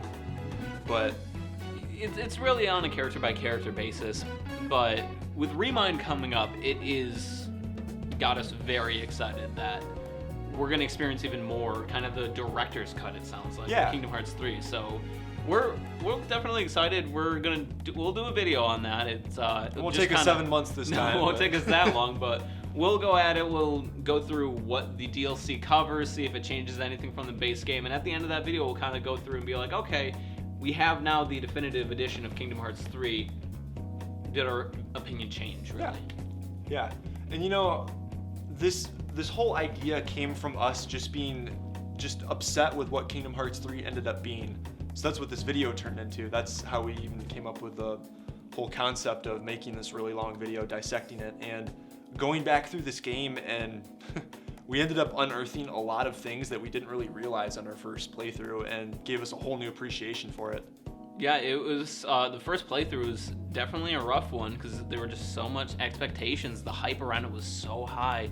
And the second playthrough, even my second playthrough on Critical, was even that much more eye-opening. And now the third one, and even the fourth one, I just finished before we recorded this. I just did a critical mode, no deaths. I don't know, the game has become a lot better. It still has a lot of flaws, but it's still a good game. It's a good Kingdom Hearts game. Yeah, absolutely. Yeah, so thank you so much for watching. We put a lot of work into this. Hope you enjoyed it. If you did get through in one sitting, holy cow. Props to you. Yeah. Props to you on that, but yeah, we'll definitely be back. We'll make a Remind video, and then we'll see where things go from there. Yeah. We also wanted to extend a special thank you to Jake here, who's been boom operating for however long we've been here. So since we've big been thank you to rambling. Jake. You want to dip the boom in here to thanks to Jake. Watermark. Yeah, there you go. Jake. Yeah. Hi, Jake. There's the signature. Yep. And then a big thanks to the other guys just helping out with moral support, some of the live action stuff, and just kind of laughing at our insanity per se. Yeah, no, this was a blast. So thank you guys for taking the time to watch this, and we hope we'll see you again in a future video. See you in Remind.